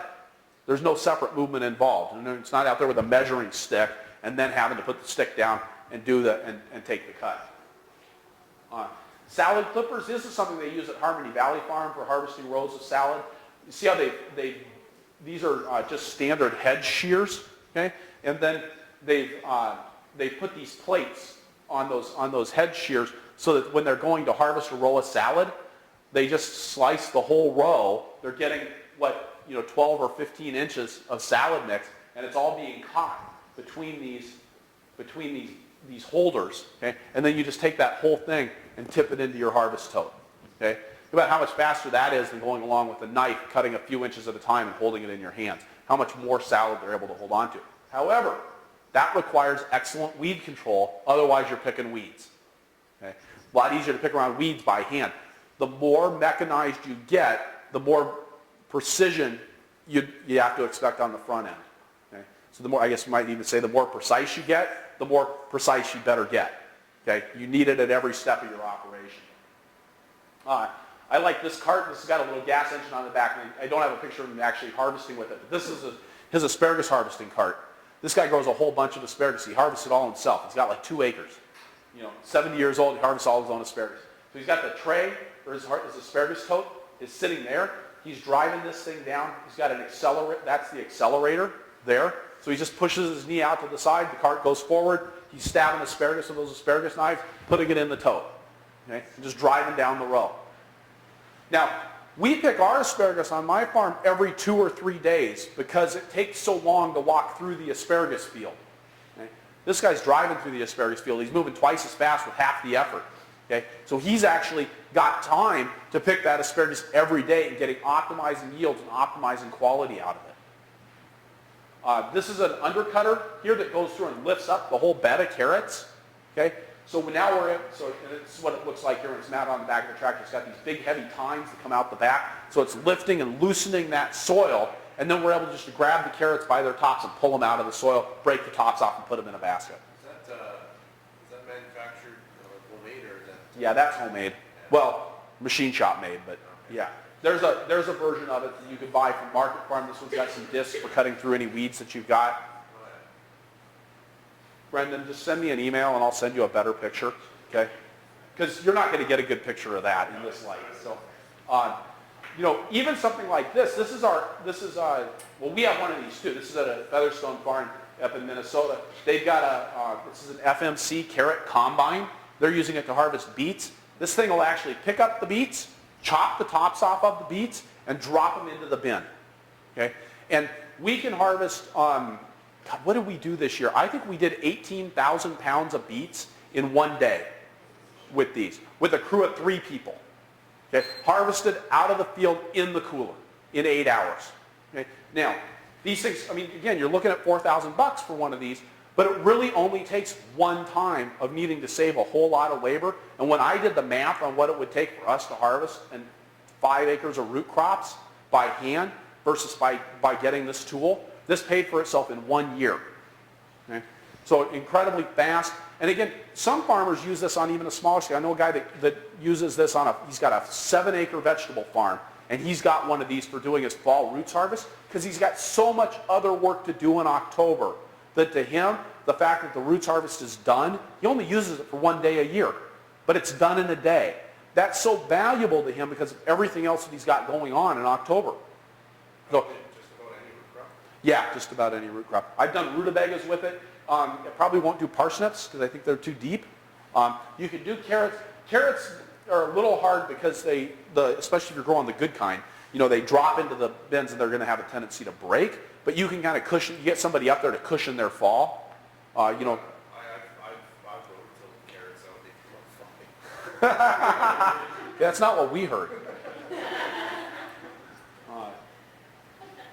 Yeah, just harvest totes. Okay, so I'm actually going to stop there. That was actually what I had planned on for that presentation. There's no thank you slide right there, but we'll move on from there after lunch. So, all right, thank you. It's an FMC root harvester. So people also call it a Scott Viner. Great source for used equipment is Rooters Farm Equipment in Michigan. Rooters, R-O-E-T-E-R-S.